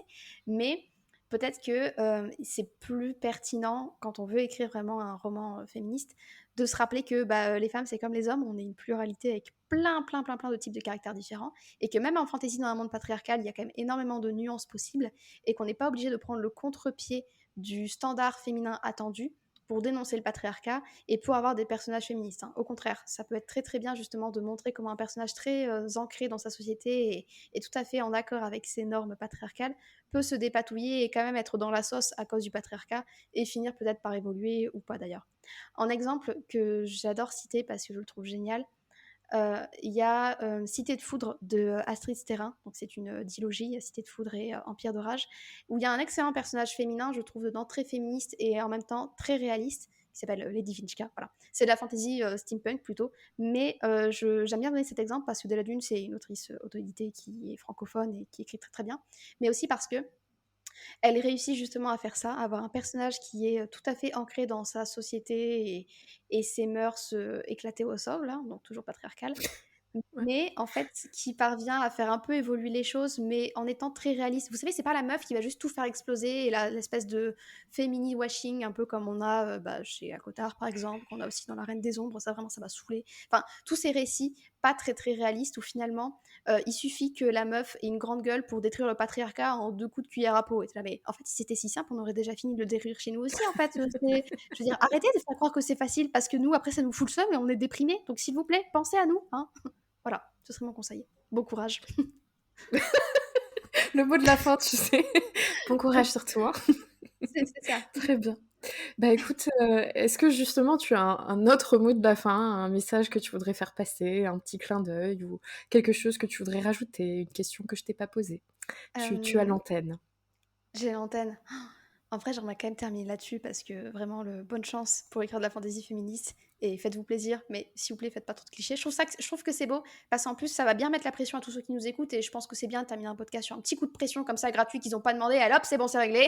Bon courage, les loulous. Bah écoute, parfait. Merci beaucoup, Olivia. Bah, merci à toi, c'était un plaisir. Encore un grand merci à Olivia. J'ai évidemment pas vu l'épisode passé, comme d'habitude, j'ai envie de dire. J'espère que vous êtes sentis inclus dans nos petites digressions sur Pedro Pascal. Je plaide à 100% coupable, mais à culpa. Et j'espère surtout qu'elle me pardonne d'avoir insulté sa couleur de peau digne de Blanche-Neige, parce que je suis pas mieux, tout simplement. Alors retrouvez Olivia, son humour et surtout sa haine pour la série fantasy ACOTAR sur son site internet et sur les réseaux sociaux. Vous aurez toutes les infos dans la description. Vous pouvez également vous plonger dans l'univers des Carmidor et des Noces d'ombre et de fumée. Et n'hésitez pas à briller en société en expliquant en soirée c'est quoi la fantaisie de mœurs après tout. Parce que maintenant, vous savez. En attendant, je vous souhaite un bon mois de mars et on se retrouve en avril pour fêter les 2 ans du podcast. Attendez quoi, les 2 ans ? Non, mais il doit y avoir une erreur, c'est pas possible. Mais ça fait pas 2 ans ? Mais j'ai quel âge ? Ok, salut ! Merci à toi d'avoir écouté jusqu'au bout cette entrevue pour Toss a Coin to Your Writer. J'étais ravie de t'avoir à nos côtés pour cette interview et j'espère te revoir bientôt pour de nouvelles aventures. Tu retrouveras toutes les infos de cet épisode en description. Tu peux également me trouver et me contacter sur tous les réseaux sociaux à Maeva Catalano. Je sais, c'est pratique. On se voit dans un mois, ou plus rapidement encore si le dieu des romans le veut. À très vite.